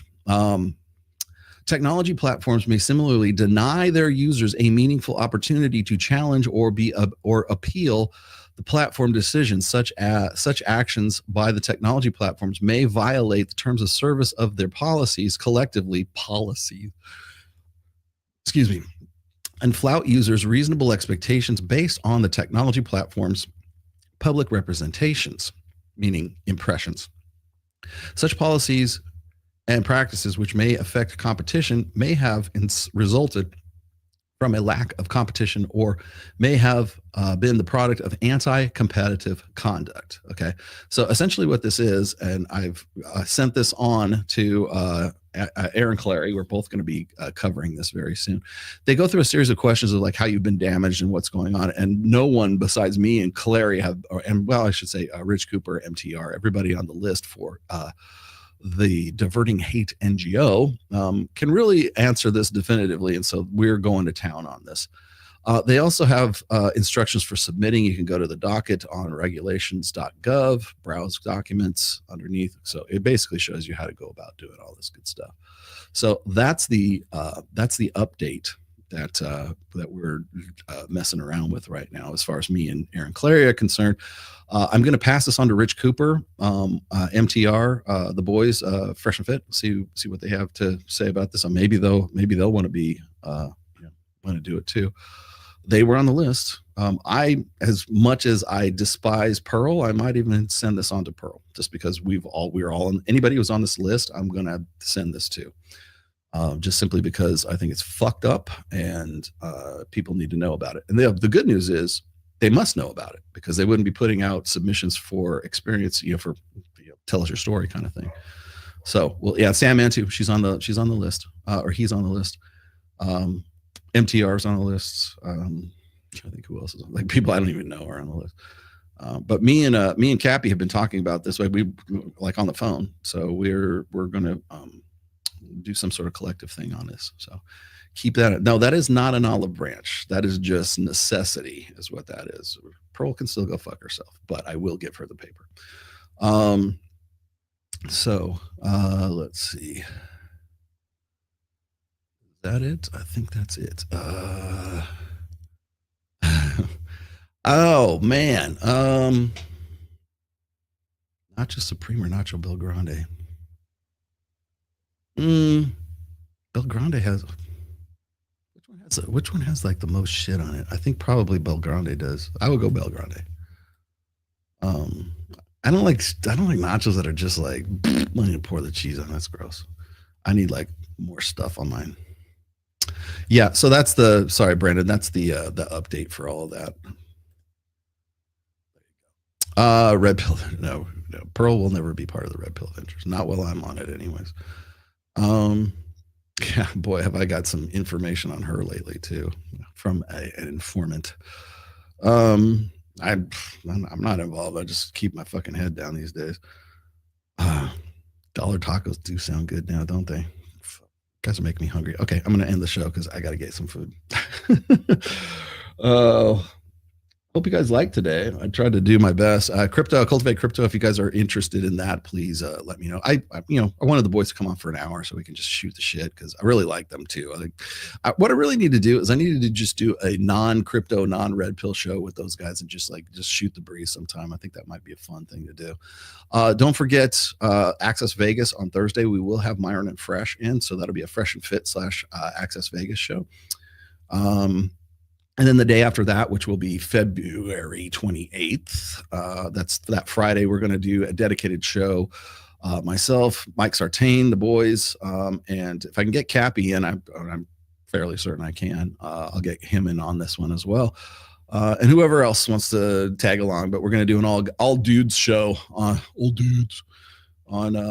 Friday. So you got something really cool to look forward to. It's always fun to have them in Vegas. So.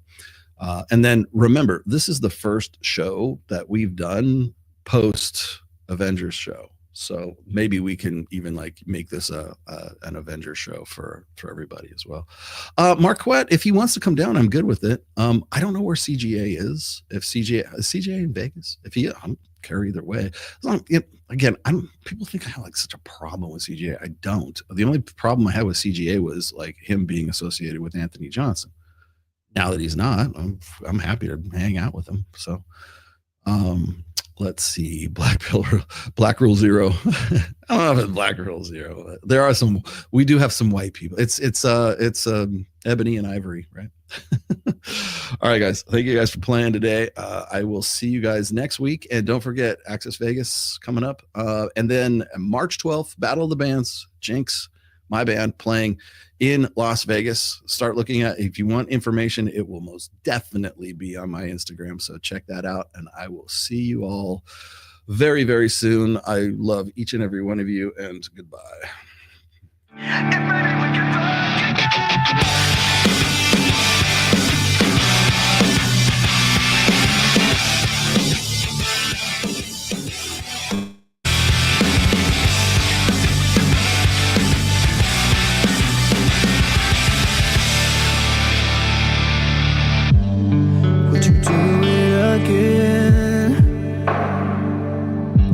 I need to feel you on top of me. Kowalski analysis. It was my first time,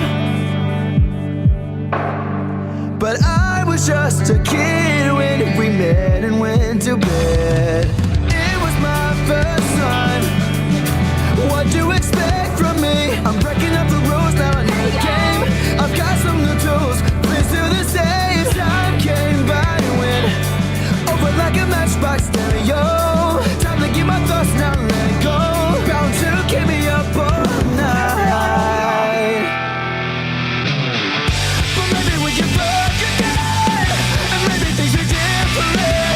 Goddamn, baby, one more again. Won't you please help me one more again? I need to know if maybe we can fuck again, then maybe things be different.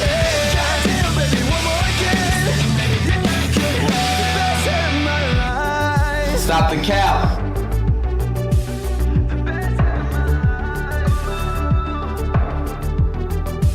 Emotional damage. Fucking in the bathroom, tearing up everywhere while I got your hair. Why you screaming my name? That's nasty. It is nasty, right? Isn't it nasty? Ugh. She was swinging in the bedroom, whole time stopping and stepping with her head like she's Claudia Kelly. Well, I'm a whore. Ride me up and down like a pony, turning up my song, getting messy, working up and down on your body. Ride me up and down like a pony, turning up my song on your body. Baby, we'll get down to it all. I feel like I just took a bath in battery acid. And maybe things be different. Goddamn, baby, one more again. Won't you put it on me one more again? I need to know if maybe we can fuck again.